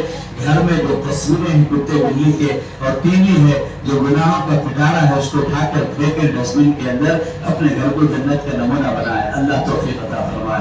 یا رب صلی وسلم دائما ابدا ابدا علی حبیبک خیر الخلق کلہم یا ارحم الراحمین یا ارحم الراحمین یا ارحم الراحمین یا ذا الجلال والاکرام یا ذا الجلال والاکرام. اے اللہ رحم کا, کرم کا معاملہ فرما. اے اللہ جو باتیں کہی گئی سنی گئی اس پر عمل کی توفیق عطا فرما. صبر و شکر والی زندگی عطا فرما. زبان کی, کان کی, اللہ آنکھوں کی حفاظت نصیب فرما. شرعی لباس اور شرعی پردہ اختیار کرنے کی توفیق عطا فرما. اے اللہ بچوں کی تربیت کا شرعی طریقے سے اہتمام نصیب فرما. ہمارے بچوں کو آنکھوں کا ٹھنڈک بنا دے, آخرت کے لیے صدقہ جاریہ بنا دے, ہمارے گھروں کو جنت کا نمونہ بنا دے. تیرے نامرضیات والی چیزوں سے, اعمال سے ہمارے گھروں کو جہنم کا دانہ بنا. اے اللہ ہم سب کی دنیا اور آخرت دونوں اچھی بنا دے. اے اللہ تو ہم سے راضی ہو جا. اے اللہ تیرے مرضیات والی زندگی, اعمال ہماری زندگیوں میں نصیب فرما. اے اللہ قرآن کی تلاوت کا, ذکر و اذکار کا اہتمام نصیب فرما. اے اللہ ہم سب کو, ہماری ماں بہنوں کو اتباع سنت والی زندگی نصیب فرما. سننے سنانے سے زیادہ اے اللہ عملی زندگی نصیب فرما. اے اللہ یہ مدرسہ ہے, یہ پڑھنے پڑھانے کے لیے صرف نہیں, سند لینے کے لیے نہیں, علم برائے سند ہے تو خطرے میں ہے. اے اللہ علم برائے عمل اور تیری رضا کے لیے علم حاصل کرنے والی بنا دے. اے اللہ معلمات کو, اے اللہ طالبات کو عملی زندگی نصیب فرما. دوسروں تک اس دین کو پہنچانے کی توفیق عطا فرما. اے اللہ صفات والی زندگی نصیب فرما. تکبر سے, تعلی سے, اے اللہ دوسروں کو دیکھ کر حقیر سمجھنے سے بھرپور حفاظت فرما. اے اللہ تیری رضا کے لیے پڑھنا پڑھانا نصیب فرما. اے اللہ ہم سب کو اپنے اپنے وقت پر اکمل ایمان پر حسن خاتمہ کی دولت نصیب فرما. وصلی اللہ تعالی علی خیر خلقہ سیدنا مولانا محمد وآلہ وصحبہ اجمعین والحمد للہ رب العالمین. سبحان اللہ وبحمدہ, سبحانک اللہم وبحمدک, نشہد ان لا الہ الا انت, نستغفرک ونتوب الیک.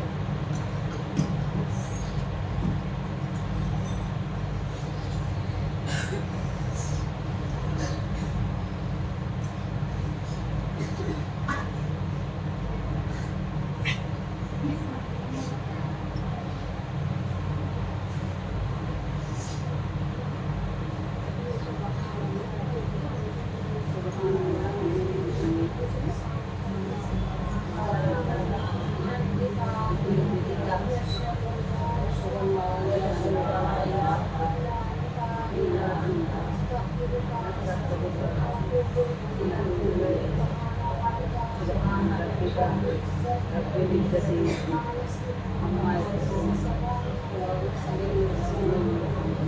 الحمد لله رب العالمين برحمتك يا أرحم